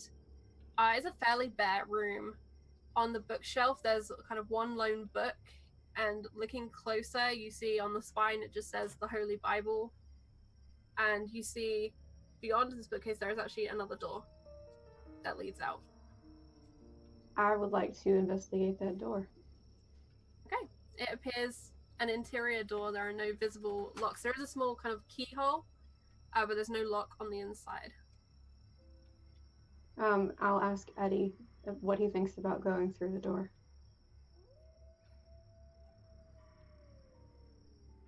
You're muted, Travis. Muted. I gotta stop that. So yeah, make sure the rest of the room is alright, and I walk over to Helena and I like nod at her. And I'm like, me or you?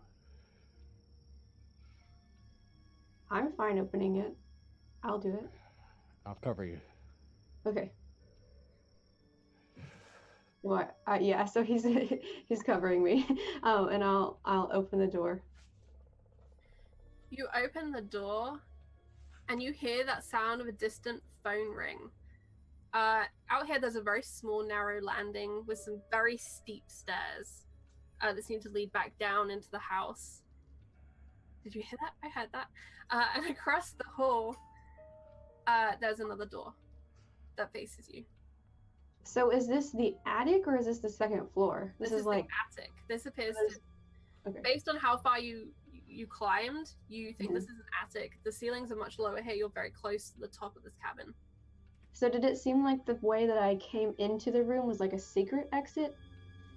Seeing that there is a very clear landing here with some steep stairs, it seems like, yeah, this is not the route that is going to normally be used to access this room. There's a much more convenient route. And it's not clear to you if this route has been added before or after. That would require you to make a check to determine if this is a new route or if this is, if you see what I mean, like which route came first. What would I check with that? Do you have an appropriate knowledge skill such as architecture? I think I do.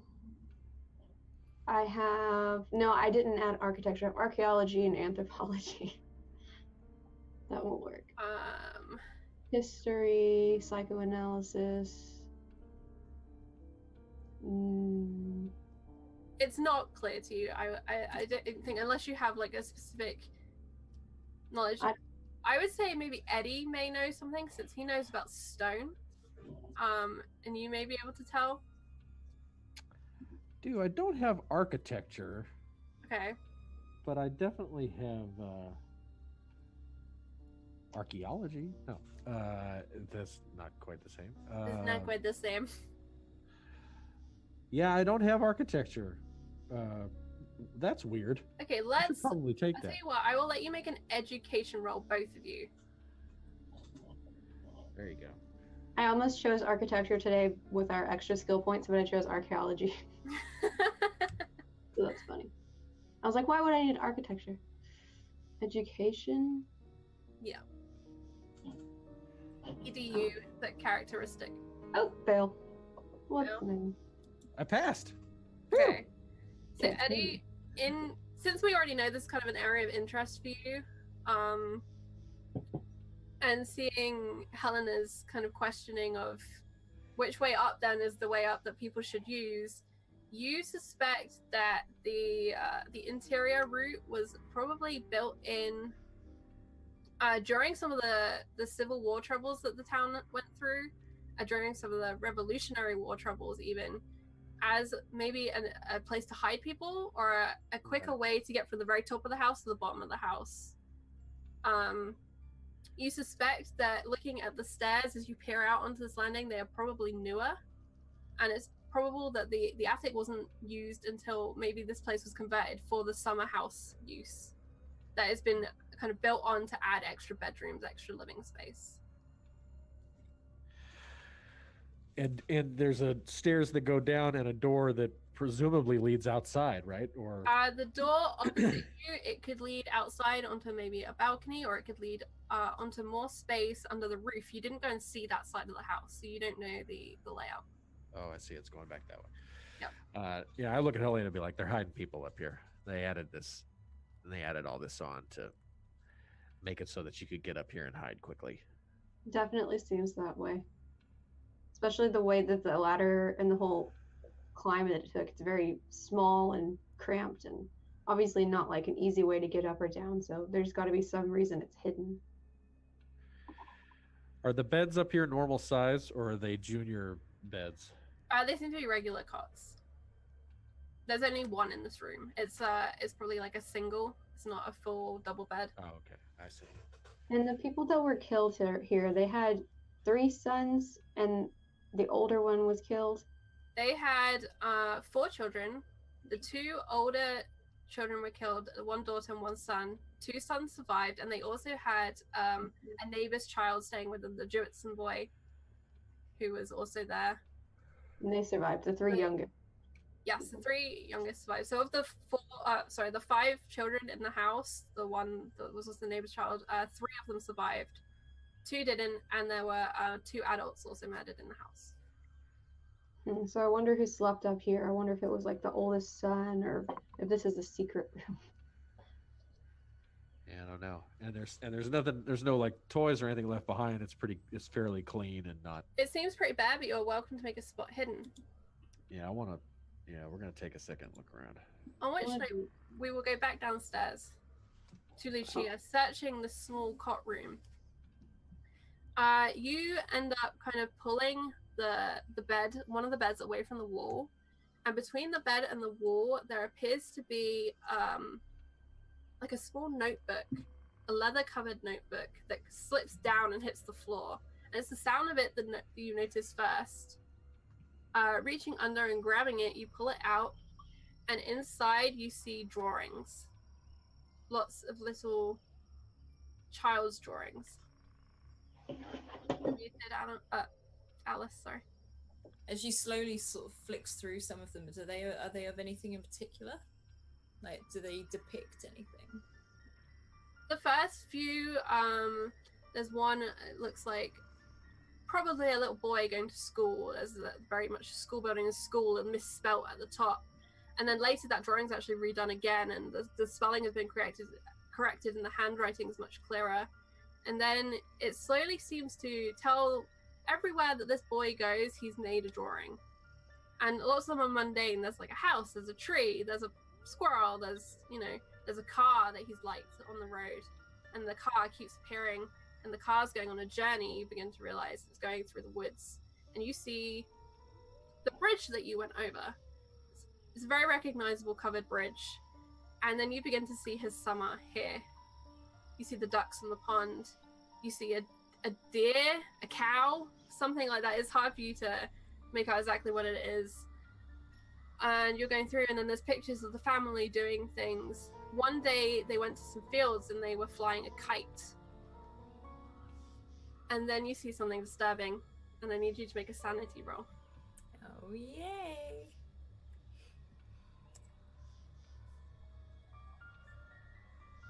I do survive it. Okay.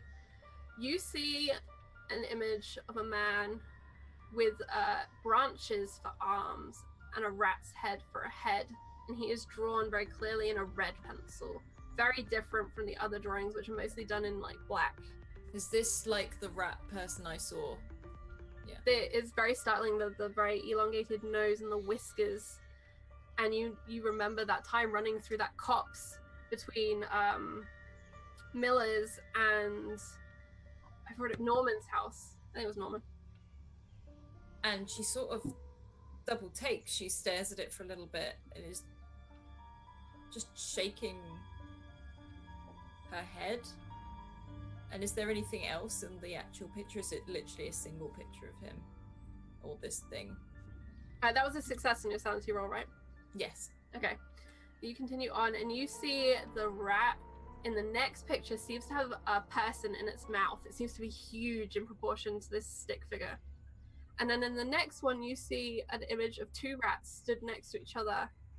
And the boy appears to be on the ground. And they're like looming over him. Then the next picture is the duck pond again. It's ducks on the pond. A little boat. Truck. And it keeps going. And then another night, there's a storm that he's drawn. It's clear with the little spikes of lightning. And there's trees. And you keep going through. And this notebook is probably 100, 150 leaves, and they're kind of front and back. He's been very meticulous in the keeping of his image journal. And then you find a page that appears to have been torn out. There is a clear rip along the seam where a page is missing. And on the next page, written in a very different handwriting in blue ink, it says "The End," and is underlined with a flourish. And she's like, no, and she starts pulling up things to see if she can find this torn out piece of paper. You find no trace of it in this room. And she will stand at the window and look out. And with some of the photos, just try to line it up as if it's like, has he drawn anything from this view? Okay, so looking out, you can see that he has probably drawn something with this view in mind. The references aren't very exact. This is a very young artist. But you can kind of see, like, yes, there's a tree on that bank, so that's probably what he was imagining.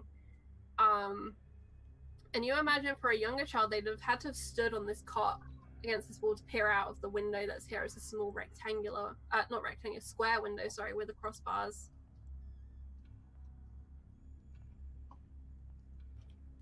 And she turns back to the page with like the two rat-like figures. And she probably loses herself for a moment just literally looking at this because it's so similar to what she saw, and she'll stand there just for a bit. She probably wouldn't move until like Bert or something disturbed her. Or something disturbed her. Speaking of Bert, you're investigating the wall, the hollow wall. I'm gonna put my hand against it to see if it feels rough or smooth, and if it feels like wood or plaster. The wall on this side appears to be plastered. Behind the shelves that are kind of laid onto it or hung on it. I'm not sure what the correct description is for shelves. Wow, all this gold is for me? Thank you very much to Cleric of Cord, who donates for both Helena and Bert to have Wild Magic Surges. Hi. Thanks. you always sound so genuinely happy about that. I am. And about now, Bert, you're feeling that panic beginning to wane away. Oh, good. Okay, so I'll start taking like I'll just take the hilt of my I'll just start tapping on the wall, just seeing if I can break through at all. You're gonna try and break through the wall? Not trying to, just trying to see if it's been like a recent replaster or if it's something I could do easily, or if maybe there's more likely to be another way in. So on the far side, the space where you don't know how to get into? Yeah. Yeah, Okay. trying to figure out if it's something that's been sealed up or somewhere I can... So you kind of bang, and you get the impression this is not a very thick wall, but the plaster itself probably seems fairly old. It's kind of dingy. There's cobwebs on it in some places where it hasn't been fully cleaned.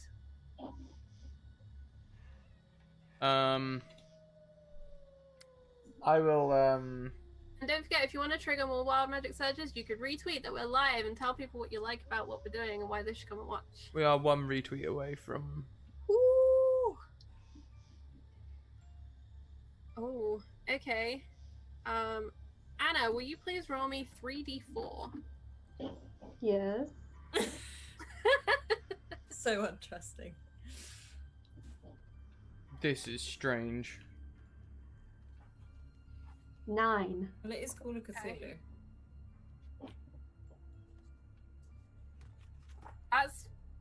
That is very strange that that's come up. Okay. So, back upstairs. Eddie. I failed it. Failed that check. Remind me what you were looking for. You were looking to see if there are any children's toys, correct? Yes. Yeah, so looking around, you don't really see anything. You see a dried, dead bumblebee on the windowsill of one of the windows. And that's about the most exciting thing that you find up here. Very exciting if your name is Anna. Not very exciting if your name is Eddie. But you do find, as you go to the bookcase and you possibly take a close look at the book, that there is a pocket square underneath where the book is laying on the bookshelf. All right, I nod Helena over, and I'm like, somebody could have hidden up here for days, weeks. It could be really easy to get in and out of the house without the rest of the family knowing.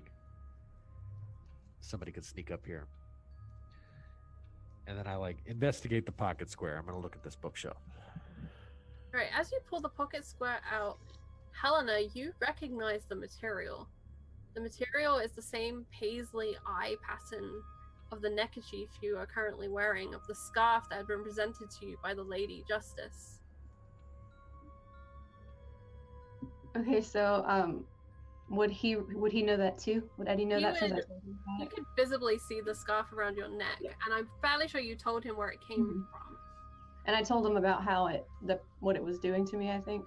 Or no, I don't think I told anybody what it was doing to me. Yeah, I didn't think you mentioned any of the effects it had. You just said that you'd been given something by the statue.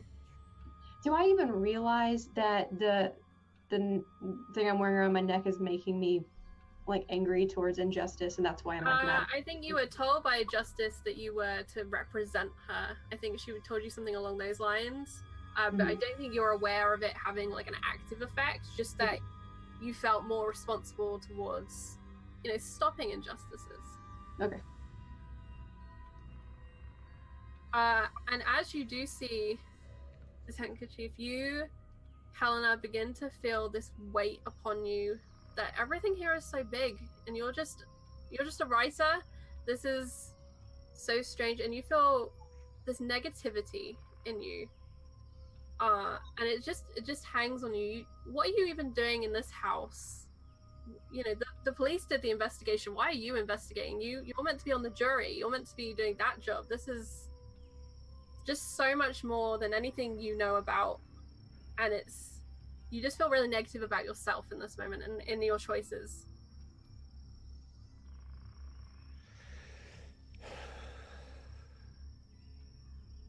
I don't know.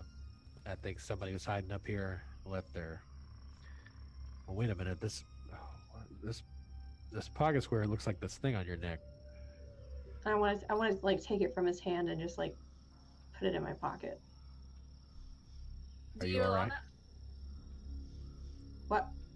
Do I allow it? Yeah, of course I allow it. And I if I'm tipped off that she's kind of upset, I ask her, "Are you all right?" Yeah, I'm fine. And I just shove it in my pocket and kind of turn away. Let's look over here. Let's look at this door or something. All right. Well, hold tight. I need a second. And this is true. I think first of all, this character has no nose, by the way, and has now had a handkerchief strapped around his face. I think his nose leaks like mine is right now. And he's got a spot on his face. Take a second and fix my nose. Thankfully he's already soaking wet, so. Oh, that's true. He actually probably has like that stagnant pond water that's really hugging his face because everything he has is soaking. All right, let's go Nice. check out the door. Okay, so you go to the door across the hall. What do you do to check it out? I do the same thing again. I'm like, you or me. I'll do it again unless you want to try it. How about you cover me again? I like Cover that. All right. You're better at that. I'm more of a stabber, not a shooter. There you go. Okay, so I'll open the door. Right behind you. Okay, and you open this door, and this room is entirely empty. There is not one piece of furniture in here, and that it feels strange. There's nothing in here. It's just an empty room with the same row of windows along that side, and there is a door that actually does open up onto a balcony, and you can see it's a balcony because there's a window in this door. We wouldn't have seen this from the outside either. I don't believe, since it would be like so far It was on up. the other side of the house, and yeah, it was elevated up. The only person who may have noticed it was Bert, but he was busy hiding in a bush and not looking in that direction. Okay, This is so true. do we want to go out on this balcony, Eddie? Sure. Also, we are at 20 retweets now, Charlie. Find out who gets this. Wild magic surge. Yeah, if- Magic surge. If you step out, I step out. 4. That will be Anna. Helena gets another wild magic surge. Okay. Is it still the same number? What was Yep. it, 5, 4, 6? 546. 424. Okay, you step through this door, and Helena, you still feel this negativity about all of this. And looking out, you see pine trees, and in the distance, you can see one of the other cabins. Someone has probably lit a fire in it. There's smoke trailing up, and you subconsciously reach into your pocket where that pocket square is, and feel the fabric of it. It's the only dry thing on you, and it's that soft, silky material, that expensive material. And as you do so, you feel so aware of everything around you, to the point where you're convinced you can hear the fire crackling. And this is like a mile away, this cabin. This is a long way away from where you are right now. And you can hear every bird that calls, every movement of everyone down in the house below you. A hyper awareness of all of this. And the phone rings again. And it doesn't make sense. Where in this house is this phone? Because it wasn't on that ground floor where you were. And it isn't upstairs in the attic. And maybe it's between you and below you. There's just a feeling of this phone in this house, but it doesn't make sense where it is. I feel like I need to find the phone. Like, obsessively feel like I need to find it. And Eddie, as you step through, you see Helena's eyes go wide as she gets a sensory overload. As her perception increases such a degree, the way she's so aware of everything. And you see that change in her face as she decides what she has to do. What do you do? I think I look at her for a long second, and then I step up, cut right in front of her, and put my hands on her upper arms and try to square our shoulders. Be like, hey, are you here with me? What's going on? I Look at hear everything. You hear everything. I have to find this fucking phone. Where is it? Do I hear a phone? Make me a listen check. The guy kind of always hears telephones ringing. Oh, dude, I totally got that.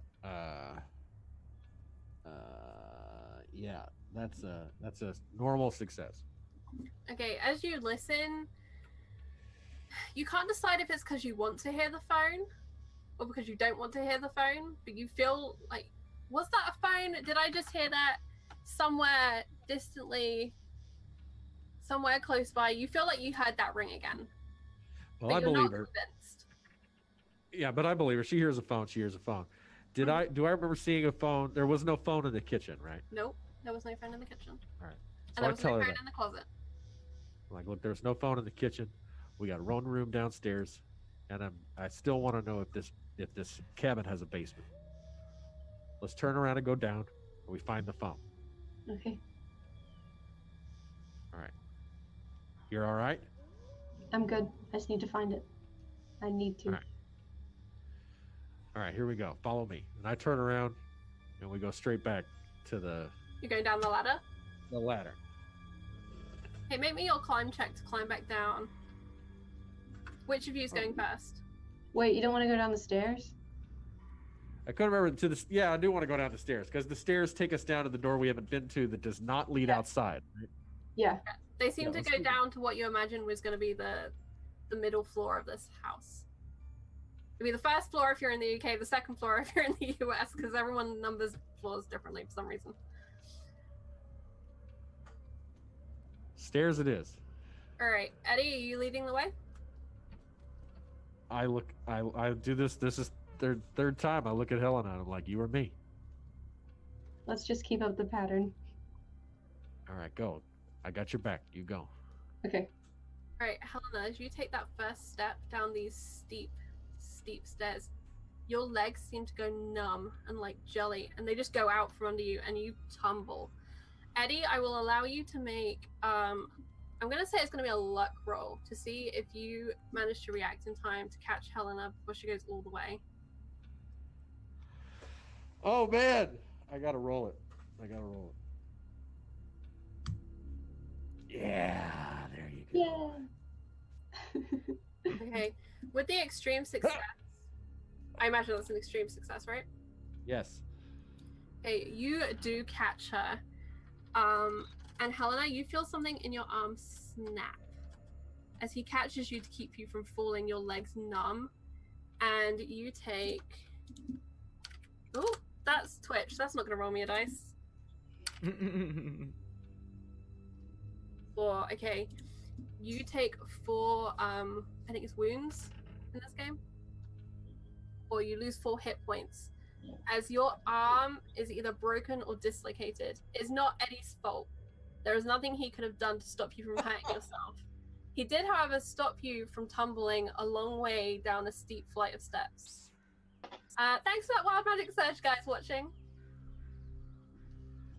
You did this to us. That was the surge. I broke my arm.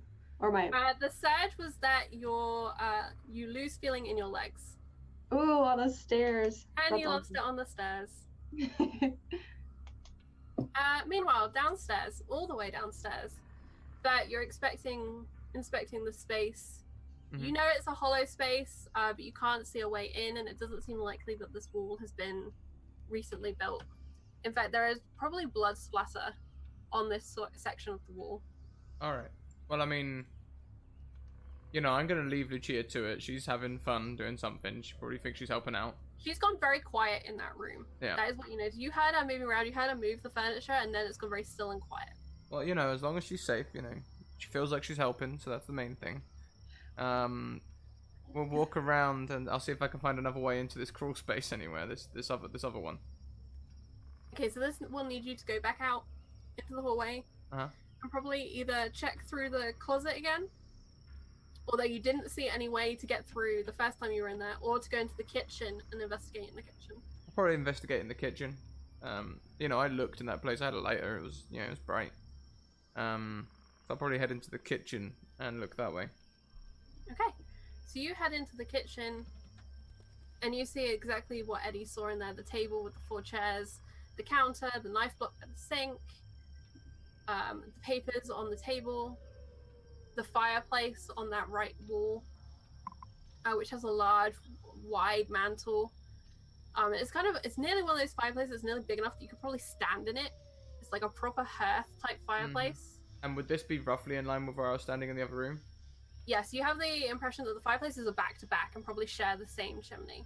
Okay. There is a wall between the two. So I'll go and stand in that half then, I think, and see if I can see in there. Okay, so going into the hearth, it's still got some ash in there. It's not been properly cleaned out. There's still a pot that hangs on an arm that holds it over the fire. And you look around and you see all the way up the chimney, all the way to the light very narrow, tiny light where the kind of exhaust for it is at the very top of the house. Oh. And you see a shadow pass over it briefly. Goes completely dark. And then the light returns. Any noises accompany that? Maybe a listen check. Just a bird, it's just a bird, it's just a bird, it's just a bird. It's not a bird. What did you hear? A fumble. Okay. Oh! Alright. As you see this light disappear over you, it seems briefly like you have tinnitus. There's a severe ringing in your ears. And it starts like really loud and like you need to pop your ears to kind of release them. There's a cotton woolly feeling. And it slowly fades away. And you feel like you heard the phone ring at the exact moment it went dark. But now you think it was just tinnitus. It was just something strange, like an air pressure change in here. But you don't know. And that is a feeling that is haunting you right now. Considering the fear and the panic that you had coming into this building. Yeah, it's like a throwback. Okay. Okay, I'm gonna try and shrug that off. I wanna investigate this fireplace. I'm looking for hinges, slideways, anything that shouldn't be there. Even along the inside of the mantle, sometimes people hide things on the inside of mantles and that sort of thing. So not the chimney and like nooks. Yeah. Like I'm not gonna go very far. I'll just go like arms reach up. So maybe a spot hidden.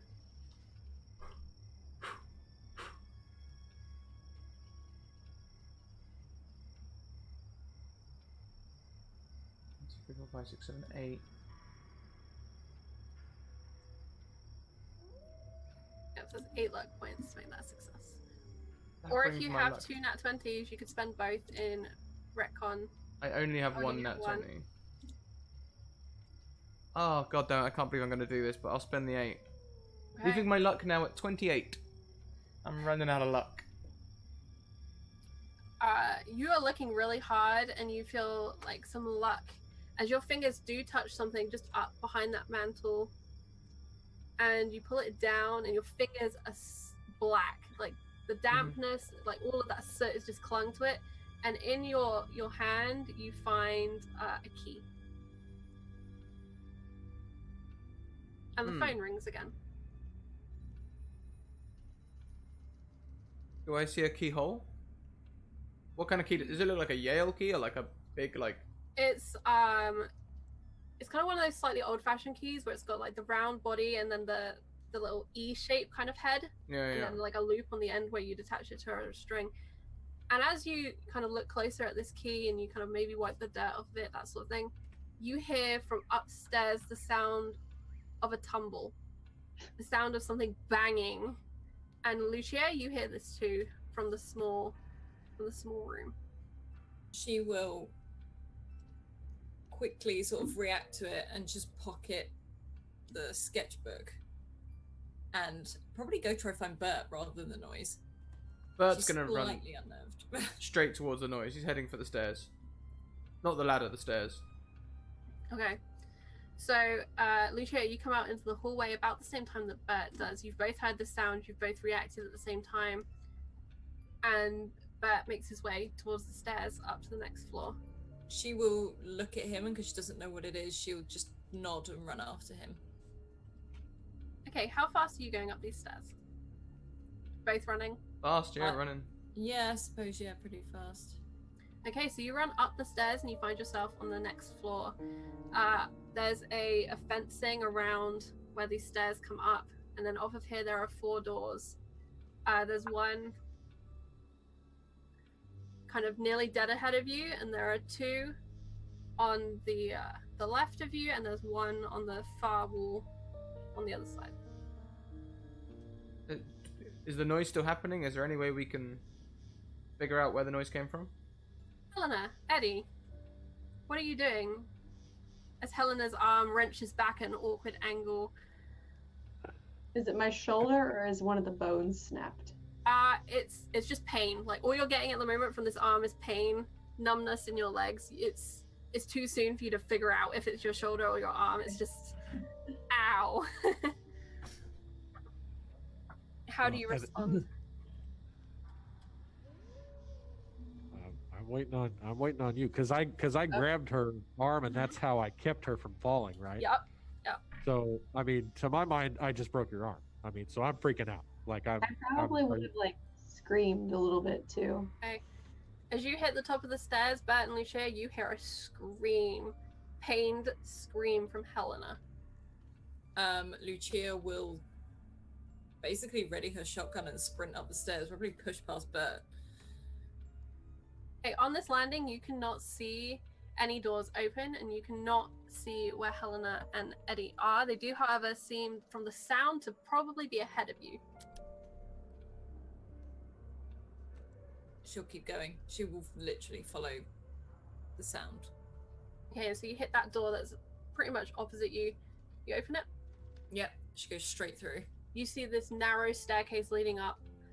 Pretty much at the top, you see Eddie on the top of the landing, holding onto Helena's arm. Helena in pain. Her legs kind of not quite on the treads of the stairs yet. She's trying to kind of ready herself and deal with the fact that her arm has just snapped. I think Lucia will run up the stairs and sort of try heave Helena up, but not as in like to pick her up, but to push so that her arm is not being yanked, basically, to move her. Helena, I have a question for you. Do you still have that skull with you? Did you keep that? I think I dropped it when it screamed. When I heard the screams.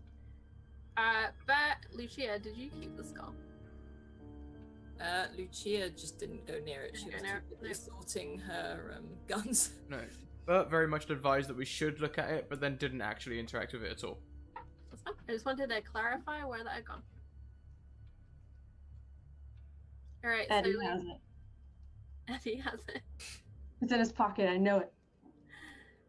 Lucia, you are helping Helena. Yeah.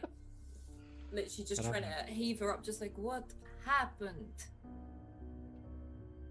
My legs went numb and my arm is broken. I don't know, it hurts so bad.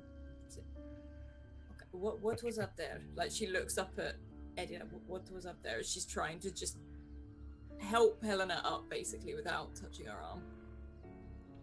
Nothing. We didn't see anything. My legs. I heard the phone and I heard everything and I hear everything. I hear everything. And I was walking down the stairs and my legs just. I feel nothing in my legs. I don't understand. I could hear a lot of things as well. And she sort of looks back at Bert, because obviously she hadn't said that to him, and she's like, I also found this. You'll probably like it. And she'll pull out the sketch pad. To me or to Bert? To Helena. Okay. Like, and she's like, there's a rather interesting For now, perhaps. sketch on, and she'll flick over to the rat. Lucia, that's real nice, but Helena's hurt. We should get her down to the kitchen or something and see if we can make some kind of infirmary down there. Lay you out on a table, try and bandage up this arm. You don't want to... Are you bleeding? Have you looked? No. I haven't looked, it just hurts so bad. Can you move it? I don't know. Can I move it? Is it because if I can't move it, it's probably like my shoulder is like out of joint, which would suck. It feels very much like you don't want to move it. Like, as soon as you get to like this point and that kind of shoulder and to the elbow, it's like, I don't want to move this arm any more than I have to. Yep. So my shoulder's out of joint, so someone's gonna have to pop it back in. And do you want help up? Yeah, I want to get down these stairs. But Okay. are my legs still numb, or am I able to walk now? They feel shaky. Like, Okay. you know when you're faint and you're really woozy and your legs just are not doing what you want them to do, and you still feel that negativity within you of everything here is kind of a mistake. This wasn't a good choice that you've made. She will look at Helena and then look at both Eddie and Bert. She's like, would you like me to carry you? Like, very aware that like you probably don't want Bert or something like that. Yeah, if you could I'll just lean on your arm. I think I can limp down the stairs, but my shoulder is messed up. Okay. And I like look at you, Lucia, and tell you to take her, because I'm like up above her, behind her, and can't quite hold on to her. And I sort of put my arm around her waist and try and heave her up on my shoulder a little bit so that she doesn't have to walk a lot, but just in case. It's more that she can walk on her own, but if she falls, I can grab her, and I'll start making my way down the stairs. And once I go downstairs, I'll turn to Eddie and say, well, thank God, now the women are out of the way, we can get a proper investigation undergo. Do we do this at all? Going to like, I'm literally saying that to Helena. Anna, do you feel Helena would have let go of the pocket square that's in her pocket? No. You hear it. She's mad. Like, extra mad because of the neckerchief thing. I don't know what she can do in this state, but she is, like, furious. Like, more than she has been ever. Lucia, where were you taking Helena? Were you just taking her down to the next landing? I was trying to get her off the stairs, basically. I was just trying to get her onto the flat surface. So yeah, you hit that next landing, that second floor landing. And Helena, you just hear this comment. And it's like, it's so loud. Like, you know that Bert was probably trying to say it quietly. But for you, it was just like in stereo. And then the feelings of negativity are also like engulfing me, and I'm like, the anger from this one and the like negativity from the other one, it's not good right now, and I think I still have a gun. You do still have a gun. In your inner pocket, I believe you told me you stored it. It's in my inner pocket. And I imagine that you would maybe stop moving in response to hearing the sound. And Lucia, you have probably a chance to respond before Helena makes a decision about what she's going to do. I sort of, if she's feeling a bit weak, I'm just like, no, come on. I try and take on like the mum sort of aspect of it, and just go, I need you to look at this sketchbook for me, and just try and drag her down the stairs effectively away from Bert, because I think she will kill Bert. Make me a power check. Yeah, that's gonna need a contest. We'll make a power check, which is like a willpower check. Me? Just me? Yep. Reminder that you do have one nat 20 and one advantage still. Got a success. Okay, you got a success. You maintain control over yourself, so it's entirely up to you how you do respond as Helena in this moment. I will not force you via psychic means to act in any particular way. Lucia is trying to assist you in going downstairs. Do you still contest? Oh, I'm trying to think, because I feel very overpowered by these two pieces of cloth. And it's kind of like the inner me, that's the logical side, is gone right now, and it's kind of taken over. And I heard that in my ear, and it's ringing in my head. And I feel all of the negativity that I've felt my whole life, that I'm inadequate, that I'm powerless because I'm a woman, men are greater than me, that I have no potential. And all of that is just like circling in my brain. And I don't think I'm here. It's not me anymore. Okay. Roll the contest, and Helena, you have advantage. Is it strength or? As strength, yeah. Or brawl, whichever is better for you. And same for Lucia. Got a hard success. Sorry, what was that? I was rolling a brawl. A brawl or a strength, whichever is better for you. Okay. Don't have. Sounds really stupid. Where is brawl? Under fighting brawl. Oh, that's why I can't find it. Okay, I see. Oh, raw strength. I failed. Okay. So you go to kind of help Helena. She's seeming a bit strange and off, and she just slips out of your arm. You kind of go to try and stop her, but she's forcefully moving away from you. Helena, tell me what you're doing. Eddie and Bert are at the top of the stairs having their discussion, I imagine. I'm interested in how Eddie responds to the comment. Yeah. Eddie, how do you respond to the... that you can now properly investigate now that the girls are out of the way? I'm like under my breath going, I broke her arm. I broke her arm. I fucking broke her arm. And I like look at Bert and I'm like, I didn't mean to do it. She wobbled. She's gonna go down the stairs. I broke her fucking arm. I heard it pop. Yeah, don't worry, she'll be okay. Then, they may be quite, weak of the mind, but generally their bodies are okay. Jesus Christ. And I like shove past him and go down the stairs. I hear all of that. All right, so Eddie is coming down the stairs. Helena, as you turn on the landing, what do you do? I don't have any awareness of Lucia or Eddie, and I don't even look at Bert as Bert. Like, I don't think of him as that's the person that I know from my past, and I know his daughter. I don't know any of that. I just see someone who makes me feel inferior and inadequate.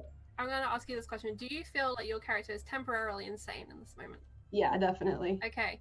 That's how it At feels. this point, at the top of the stairs, then, you don't see Bert as Bert. You see Bert as the judge. Okay. Judge. Okay. The person who took away your life because you are a woman.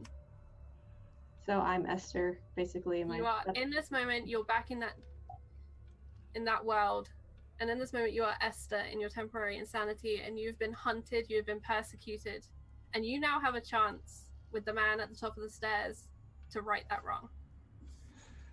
I'm so sorry, but I'm gonna shoot. Am I in between them? Am I in between Bert? It is a very narrow and steep staircase. There is a chance that you could be in the way. Well, you're damn right. If I push past him and I'm headed down the stairs at them. Because she has an angle though, because it's steep, she can easily aim over the top of you. So it's up to you if you move in the way of this shot. Towards and my it's face. Like a motion, like I pull it out of my pocket, and it's like. And I'm like, I completely take it personally. Like I'm completely like, I'm flipping out. Like I am so sorry. Are you okay? I'm not shooting at you though. This question is, how long does it take me to find out how long does it take me to find out that she's not aiming for my face and aiming past me? Probably about the time that the gun goes off. And Helena, will you make that shot for me? Oh, no. I don't like this. Firearms. Okay, so here we go. Fail. You you go to shoot, and the gun just clicks. Just clicks. I didn't put the bullets in it. They're in my pocket. And in that moment, Bert, you've seen this woman appear at the bottom of the stairs and raise her gun and lock eyes with you. Jesus Christ, Helena, were you gonna shoot at me? I mean, I always knew you were crazy, but god damn it. But I round the corner at this point. I'm sorry, who is shooting what? She just pointed a gun at me and pulled the trigger. I'm not Helena right now. I'm looking at Eddie. Is Eddie like on the floor? Yeah, and I'm like down like this, and I like stand up, and I look at Bert, and I'm like, she's shooting at me. She's shooting at me, and I don't blame her. But you stay there. You stay there. No more guns. But I'm like eye contact with Bert. I don't see Eddie. Eddie, you're like talking and saying it's about you, and I'm just like staring at him like I want him to die. I'm willing him to die. Can I disarm Helena? Yes, make me a break her other arm. Make a brawl check. Fighting brawl check. Which I do have, by the way, it turns out. Yeah. And will now fail. Yeah, I have a 40. So okay. Yeah. So, just a quick check. Everyone is okay? Yes. Yes. All fine? Everyone feeling nice and in control? Yep. Oh yeah. Beautiful. Good. My character is kind of taking over me right now, and I'm getting a little uncomfortable with myself, but it's also... Okay. Okay. Yeah. So, Eddie, you reach out to try and take this gun, and you put your hand on it, and it's just like trying to move a steel beam. And it's just going nowhere. And you're afraid that if you pull any harder, you will break her other arm. There's that sense of if this comes to a breaking point, you're going to snap. There's just a fear that's in your mind because you've already had one pop. I like grab it and pull it up to my forehead and look Helena right in the eyes and go, you do it. You do it. Esther, You do it. in front of you, you see your husband. A man named Jacob. This is the second man who pointed a finger at you for being a witch. Mm-hmm. And he is holding this gun to his head. A gun isn't something that's familiar to Esther, but you know that this is something that creates death. And you have the knowledge from Helena that you just need to squeeze. Yeah, and I do it. I see him as that. I consider it. It's like an eternity passes by through my brain, but it's in a span of a second in real time. And I think it's everything, and everything flashes. How is Lucia seeing this? Lucia, from behind, you see Helena in this doorway. It's a very narrow space. And you see Eddie has moved down to her. He's tried to take the gun, and he's moved it up to his head. Lucia and Bert, how would you like to react to seeing this? Lucia, first of all, she's just given people with crazy, in her head now, people have gone crazy and she's given them guns. She is seeing Eddie, like, she's just taking the gun, and if I can, I will use one of my nat 20s and I will charge them both and just knock them flat on the floor, trying to get the gun off of... how would you like to react in this moment? Bert will be, he's gonna be like, now, Helena, sweetheart, come on, we've had our differences, but put the gun down, there's no need to kill anyone here today. You see the gun dragged towards Eddie's head. Not, I say, least of "Who all, is Eddie. Helena?" Oh, fucking hell, she's crazy. And I'm gonna be like, okay, now come on, sweetheart, just, put the gun down, there's no need to kill anyone today. You killed me. Okay. It's your turn. Now. I know. But I would like you to make me a persuade roll with advantage. Yes. Lucia, I'm going to say I'm not going to let you use your nat 20 for this moment because it is contested in several directions and it gets complicated. But I would like you to also make a roll. What am I rolling, sorry? So I'm going to take the 12. Sorry. It would probably be a dex check of some description or fighting brawl, whichever you prefer. Okay. And Eddie, are you reacting in any way in this moment? As you hear Helena, whose voice sounds strange. It's not the same inflections that Helena has as she's communicating, and she says that she wants you to die. Or rather, she wants Bert to die, but you're right now in her way, and you can see that finger is just pulsing on that trigger, waiting to squeeze.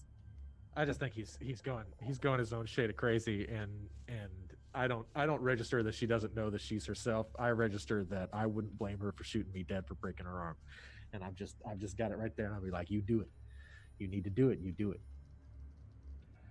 I'm gonna take the 12 on my roll. I'm gonna spend 10 luck to make it an extreme success. An extreme success. All right. How did you do, Lucia? I failed. You failed. Massively. All right, so you go to reach, and you just can't get there. Something in Eddie's space, something in Bert's space, it actually is going to make you pull back. As you realize there's nothing you can do in the situation, you can't get there. If anything, you could make this worse by moving this gun. Okay. And that's how I'm going to rule that you fail for the sake of this scene. But extreme success. Helena, you can hear Bert talking to you, and for the first time in a long time, there's something slightly sensical in it. Something you don't want to shoot Eddie. That is something that sinks in really hard. You don't want to shoot Eddie. Now, I would like you to make a willpower roll. For God's sake, we've had our differences, but don't go shooting Eddie over whatever the hell's going on between us.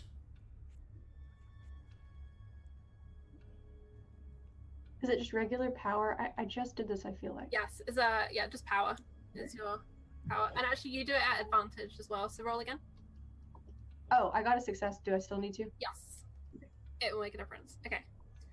40, so it's a regular success, just. Would you like to spend 3 luck to make that a hard success, or are you happy to go with it at a success?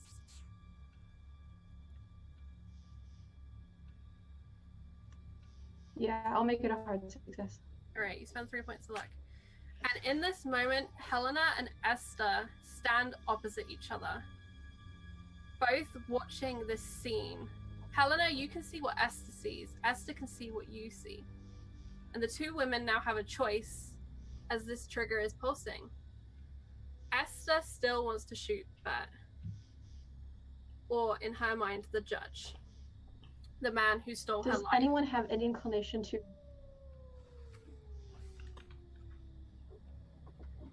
Sorry, what was that? Am I You okay, frozen? Anna? No, you're fine. Oh, I said, does anyone have any Okay, does anyone have any inclination to take these blindfolds and handkerchiefs away from me? Does anyone know to do that? No? Okay, so, Well, wait, maybe me. Like, maybe I could. Oh, Anna, you are getting choppy. That's okay. I just want to make sure that you're heard, because this is an Can I important... do like a reason check? Because I'm the one who's seen the evidence. She told me enough about the handkerchief to I know a little bit about it. And then she You know what, grabs this I would thing. say that I would like you to make a psychology check just to see if you can read that this is not Helena. Even though she's said, you know, who's Helena, you were in a panicked moment. I want to see if psychologically you can identify this as a changed friend. I just did that in Twitch, by the way. I'm in Twitch rolling. And I think you also have a nat 20, but that's too late now. I have the pocket square one is gripped in my left hand with the gun in my right hand. It's just like down by my side, so he'd have to Okay. like notice it there, but it's like... And the left hand is the one that's, or not the hand, but the arm is the one that's either broken or... Yeah. Okay, Failed. failed. Brutally. Yeah, in this moment, there's a gun pointed at your head and you can see a finger pulsing to pull it. You don't know how to read the situation. No. If anything, he's just like completely locked in that this serves him right. So Anna, you have a choice to make for your characters. You have Esther, who really wants to kill the judge. You have Helena, whose friends are here, but who is incensed and feeling really negative about herself. I am not going to make this decision for you. You can either roll a dice of a willpower, or you can make the decision for your character. I think that at this point, the pain in my shoulder can shock me back a little bit into reality. And I think that I'm going to stare at Esther, recognize what's going on. I extremely feel her pain and her anger and her want to hurt these men. But in my own mind, I know that it's not them. I know these are people I know. One of them is a very close friend. And one of them I've known for a long time, so I don't want to hurt them. Mm-hmm. And I think that with the pain in my shoulder, I drop that cloth in my left hand, and it kind of helps to focus me back to the fact that these are people that I know, and I'm not Esther. And I know I'm feeling her, and I fight it, and I want to fight it, so I don't want to hurt them. Okay. I will allow you to use your nat 20 to make the willpower to succeed, or you can just make a willpower check for me. I'm going to do a check. Okay. Extreme success. Extreme success. Yeah. Helena takes back control of this moment, and as the pocket square hits the ground, all of the noise that had been in your head that you hadn't really been aware of, had been white noise at that point when Esther had kind of taken over, fades away, and you're back in this moment. Your finger is so close to pulling this trigger. What do you do? Drop it. The gun hits the floor. Yeah, just wide-eyed staring at Eddie. I now know for sure it's Eddie in front of me, and I just drop it and kind of sink down to my knees in front of him, like, what's happening? I know we're on stairs, right? So I kind of just drop you're down. kind of at the bottom of the stairs. Eddie's 4 or 5 up from you. So I drop down, and we're probably nearly eye level a little bit because I'm really tall. I like hold out my hand and I just hold out my hand and see if you'll either give me the gun or use it to stand up. The gun clatters to the floor, so the gun is no longer there. Then I pick up the gun, I look at Lucia in the eye, I say, watch her. And I run and walk right out into the hall. I need some me time. I leave the room and walk right out into that hallway. But at the top of your stairs, you feel in that moment that your words worked, that you persuaded Helena away from doing something really terrible. How do you feel? He feels Just awful. That was the moment when the prophecy that you were going to die in this house was about to come true. Yeah. Just to be clear, as everyone knows, okay, the views of this character are representative of the time and not my own, right? He feels like he 100% called it. She wouldn't have the nerve to do it. All he had to do was just talk her down. You know, she's just a woman. She would never have been able to do it. So he's going to walk over and do exactly, you know, he's a bit uncomfortable because, you know, this is the crazy girl that wanted to date his daughter of all things, the absurdity of it. And he's going to walk down close to her and try and offer, like, the fatherly figure. He's going to try and be like, it's okay. It's okay. And try and, like, either pick her up or give her a hug or something and try and do the thing that he thinks she probably needs. And you probably hurt my shoulder in the process of all that. I mean, I've done a lot of injuries. I probably know how to navigate around that. I'm quite educated and stuff. I can make a roll if you want, Charlie, but... No, I think if you believe, like, Bert would be taking due care and attention, I don't see that he would hurt Helena in this moment, unless Helena struggles. No, she's like out of it, zoned out really hard. Yeah. All right. So he's just gonna come and just give you a hug. Like, it's okay. It's okay. That was a bit of an event, but you're okay. Lucia will walk up the stairs, sort of push them both apart, take hold of Helena, and then look at me and go, "You go check on him." And I'm literally gonna drag Helena down the stairs. She's What? mad, but like mum mad. And as you're walking away, Eddie will probably audibly say, "What? Eddie? You'll be fine." And and Lucia's like, "Now." All of you hear the phone ring, and in your heads you hear your own voices answer it. Hello? Bert.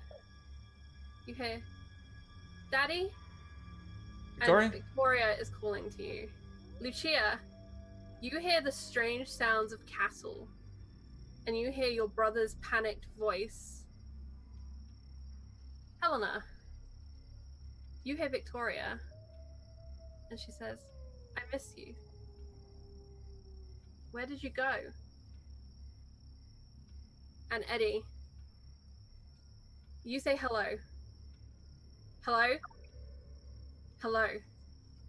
Oh. And there is no sound on the other end, but you hear the distinct sound of a phone being put down on you, and the feeling of someone watching. And that is where we will end today. oh my god, what a session today! Oh my god, you guys!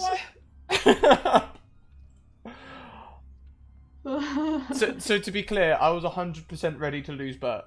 Okay, like, it was, like, wouldn't be the first character that I had no intention of killing that I've killed. You know, it would have been amazing. Damn! How was that for you guys? Awesome.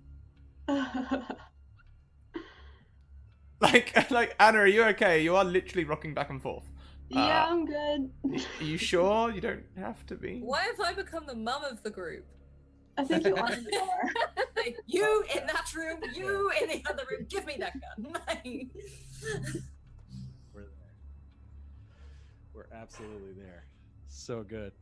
Yeah, that was good. I'm good. That was really out of character for me as a person. Yeah. Even the like getting angry and yelling at you was like, ugh. Why don't we start with Anna? Anna, what was your I'm loath to say favorite part, but what was your favorite part of today? I really liked becoming Esther.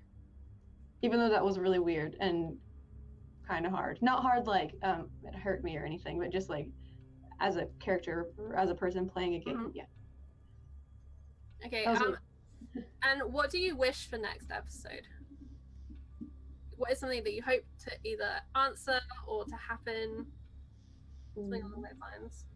I'm really looking forward to something more concerning the storyline that I've been hoping for with Victoria.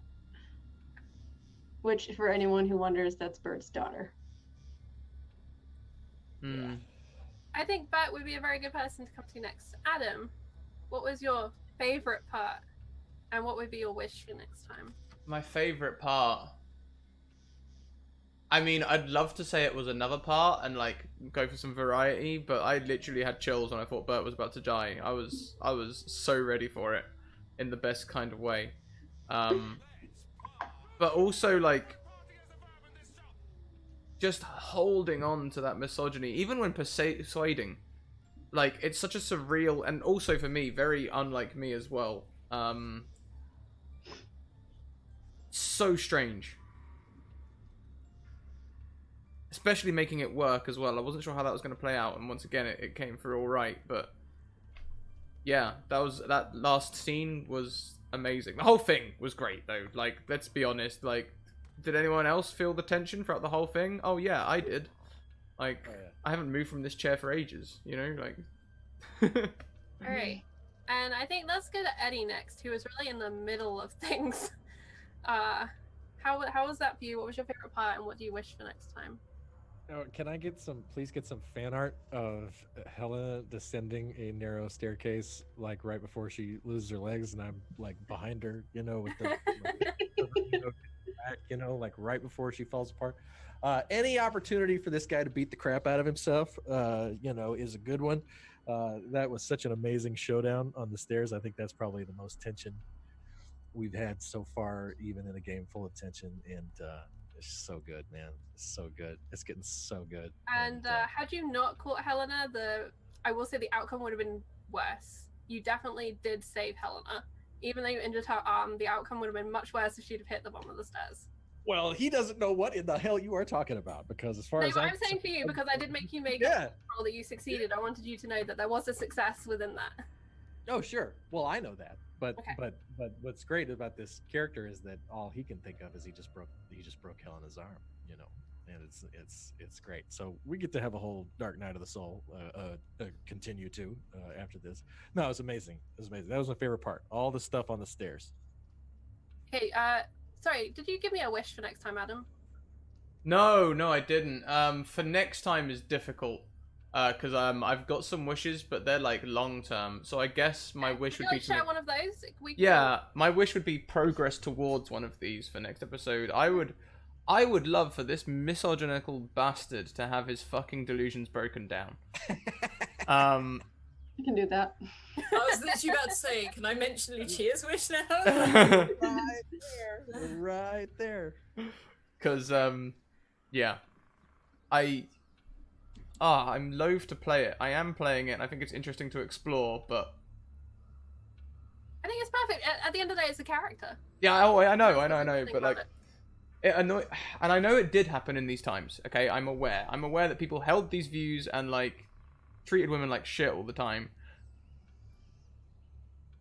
But I think too, he trusts no one, you know, and that's just how he.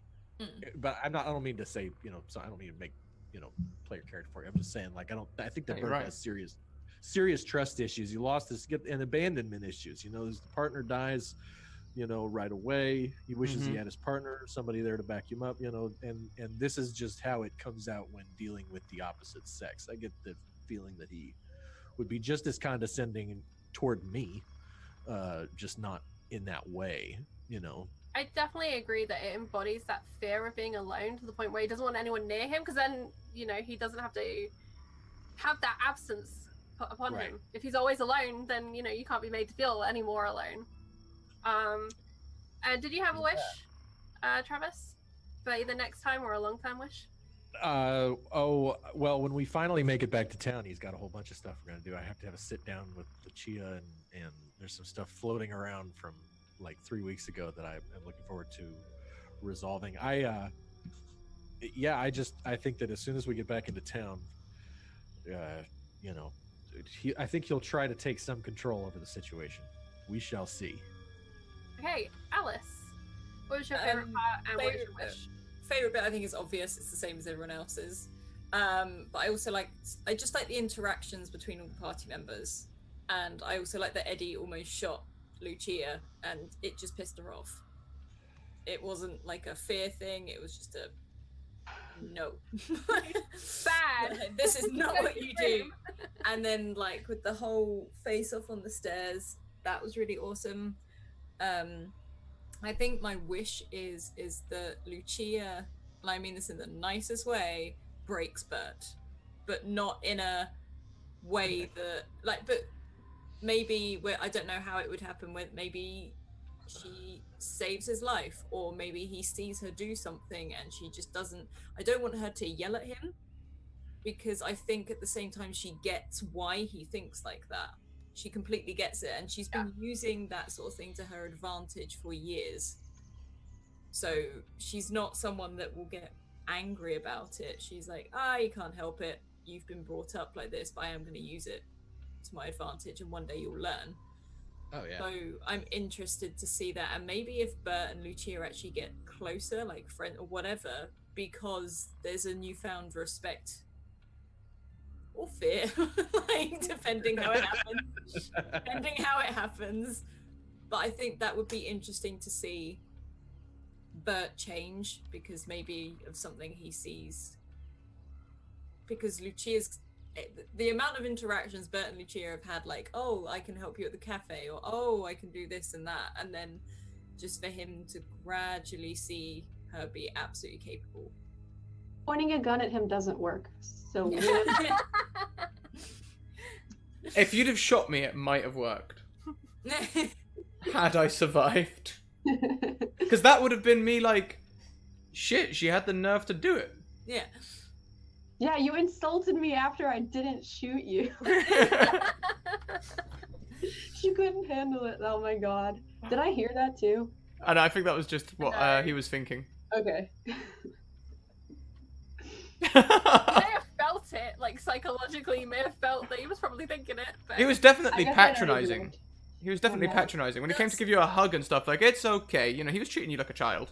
Like, yeah. That's the thing. It's like, I think Lucia, because she doesn't like it and she gets mad about it, but because she uses it to her advantage so much, it's almost like it doesn't not bother her as much, but she's like, I will use this until it goes too far.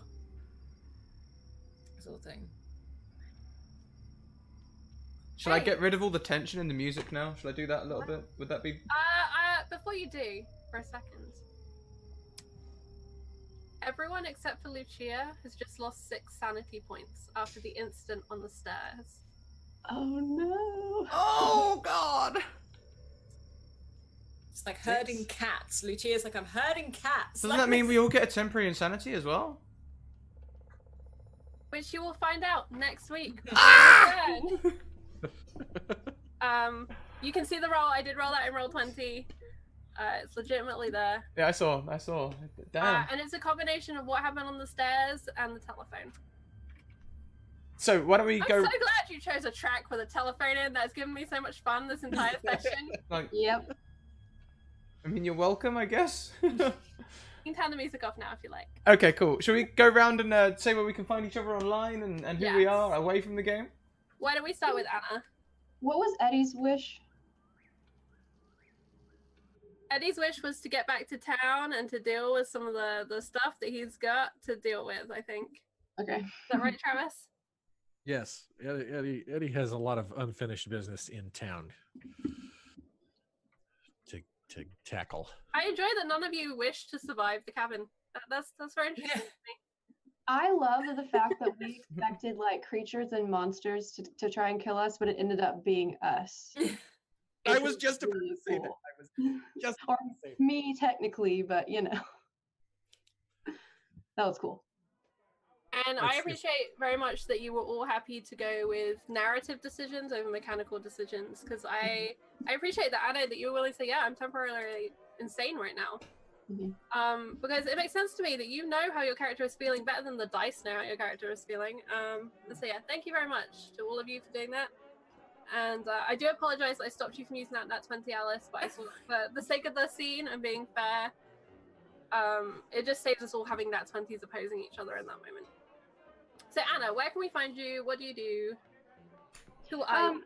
You can find me on Twitter mainly right now. I was doing some stuff on Twitch, but I kind of took a little break from that. So on Twitter, I am _ ephemeroptera. And yeah, that's pretty much it. If you like insects, you can check that out. I do a lot of stuff with insects. Are you still playing your games? Yes, I have the Masks of Death on Oh Baby 190's channel on Thursdays. Thursday nights. I forget the time changes or whatever, but it's 7 Central. That's what time I am in. And then I know a few other games have been put on hold right now, so we'll just talk about that one. Yeah, mainly. Perfect. Let's go to Travis. Who are you? Where can we find you? What do you do? Hi, I'm at TravisBoles. I'm the producer of WebDM. New episode will come out on Wednesday, and I make a rare guest appearance, and I'm looking forward to that. And I am not playing D&D with Lindy this week, because she's in Canada. But next week I am playing more D&D with Lindy, and that's me. Thank you. Alice. I'm White Rabbit Pick on Twitter. I am the DM for Eden, Argo 37, and Eberron, which is coming up in like an hour or so.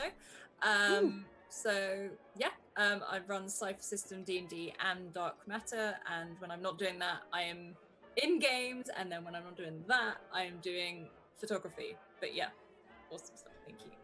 It would seem Nightbot's gone down, so if you want to post your links into chat, I can't post your Twitches and stuff at the minute, but I am sorting out Twitters. Okay. It let me shout out Anna, but no one else. It was like, no. Well, What time is it? Game over. Alright, I'll go next if that's okay, Scrat. And then Yeah, of course. Yeah. Okay, so I am at Frost from Fire on the Twitters, no O in the from. I DM Call of Cthulhu here on Mondays. On Tuesdays, I play D&D here in Wizards and Wardrobes at 1 p.m. Eastern, 6 p.m. UK.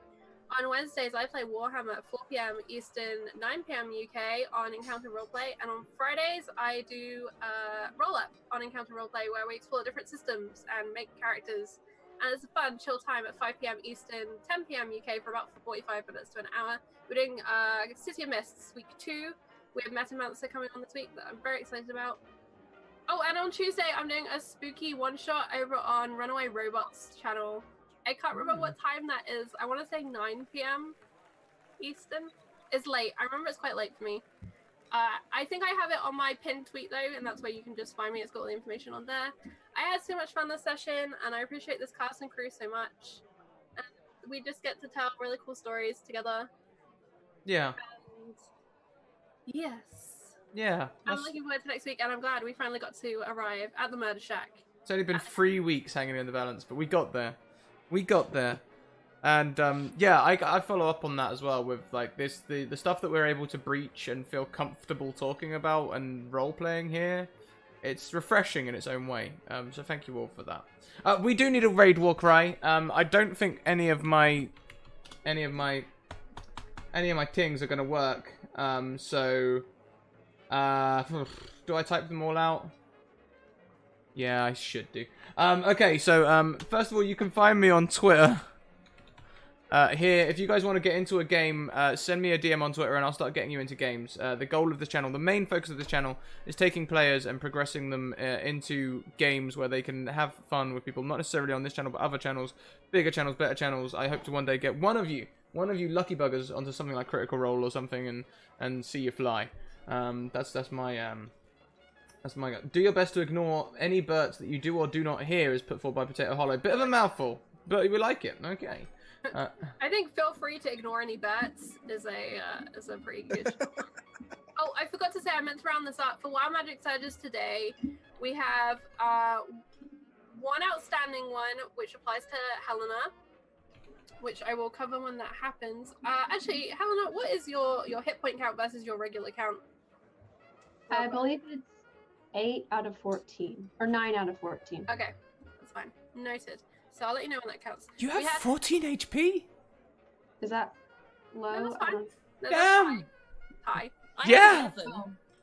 Oh, okay. I've got fucking 8. You have like double my health. I think I got really high on my strength when I did my rolls or something. Yeah, I Something think you to do rolled with pretty that. well. We had Helena. Target becomes incredibly negative for 3d4 minutes, which we saw. This one was rolled by Eddie. Third Eye Headband gives user advantage on anything involving sight and boost passive perception. I reinterpreted this a little bit to have that pocket square give you massive perception. Because you were all mentally quirky during this session is how I'm going to describe it. I amplified that to a high degree. And we also had Helena. Target loses feeling in legs, which obviously resulted in her nearly falling down the very, very steep stairs. That arrived just at the perfect time. I wasn't holding onto that to throw you down the stairs, but It was perfect. it was perfectly timed. So thank you very much to everyone who did donate, and to all the subs and the supporters in chat for the retweets as well. For the nat 20s, the nat 1s, and the advantages. I still have a ton of nat 20s to use, but I never have a good chance. I just don't need them. Yeah. What I would actually like to do is I want to hold on to one of these nat 20s, and I would like to turn the rest of them into nat 1s for the players, because I use nat 1s way more than I'm going to use nat 20s due to the runs. One each? One each. Because I have 5, I think. So you want to keep one nat 20. So I keep one nat 20 and the rest go to become negative 1s. Because it's essentially the same thing. If I succeed, that generally means the player's going to fail.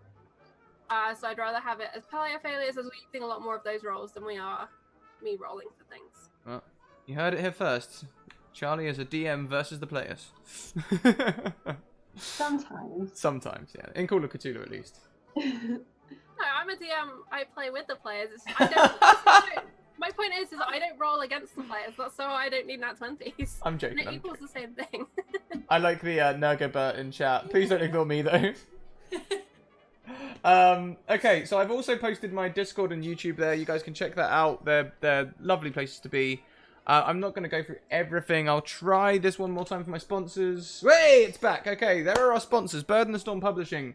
They go and check out their merch. It's wonderful. And they'll be producing stuff for us in the January and springtime. Well, wintertime. Also, Magehand Press. We'll be playing Dark Matter on Thursdays, which is their 5e space reskin.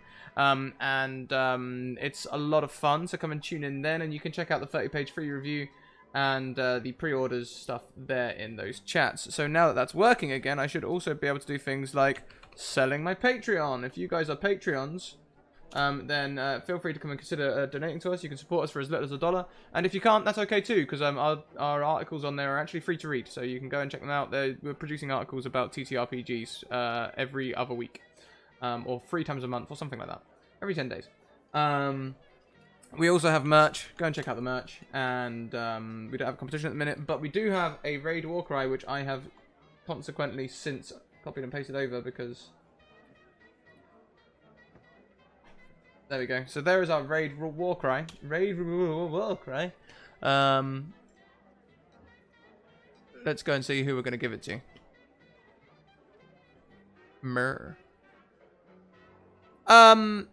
Let's see.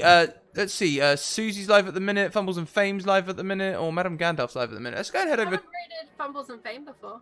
Have we not? With this. No, not with this stream. We've raided Madame Gandalf and Susie recently, though. There we go. So, let's go and give a raid to Fumbles and Fame. Let's just have a quick look first. Oh, adverts are the worst. So we are live 4 days a week. What is the point of Prime anymore? If you're cancelling, I'm in solidarity with you. I'm cancelling. I don't use Prime for anything except no adverts, so now it's useless to me. I'd rather pay someone a subscription than pay for Prime to get a subscription. This is ridiculous.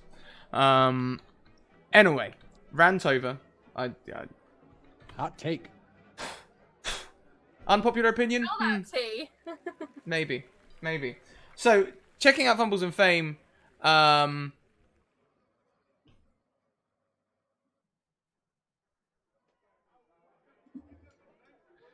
Also, if anyone during the week has any questions for me regarding this game, I'm happy to answer them on Twitter, as I'm sure are the rest of the crew. And so the crew knows you can contact me at any point during the week to discuss what happened today or what you'd like to happen, etc. Or just to scream into the void. I'm here for that. Indeed. Okay, yeah, let's head over to Fumbles and Fame.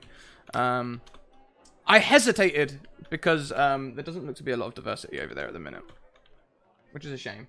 But let's go in and give them our support. Hit them with all that hype and try and bring all of our positive energy over to them. You guys, thank you so much for coming along today. It's been a great stream. And we will see you in a couple of hours for Eberron. Stay tuned, everyone. Keep evoking emotions. We'll see you next time. Bye.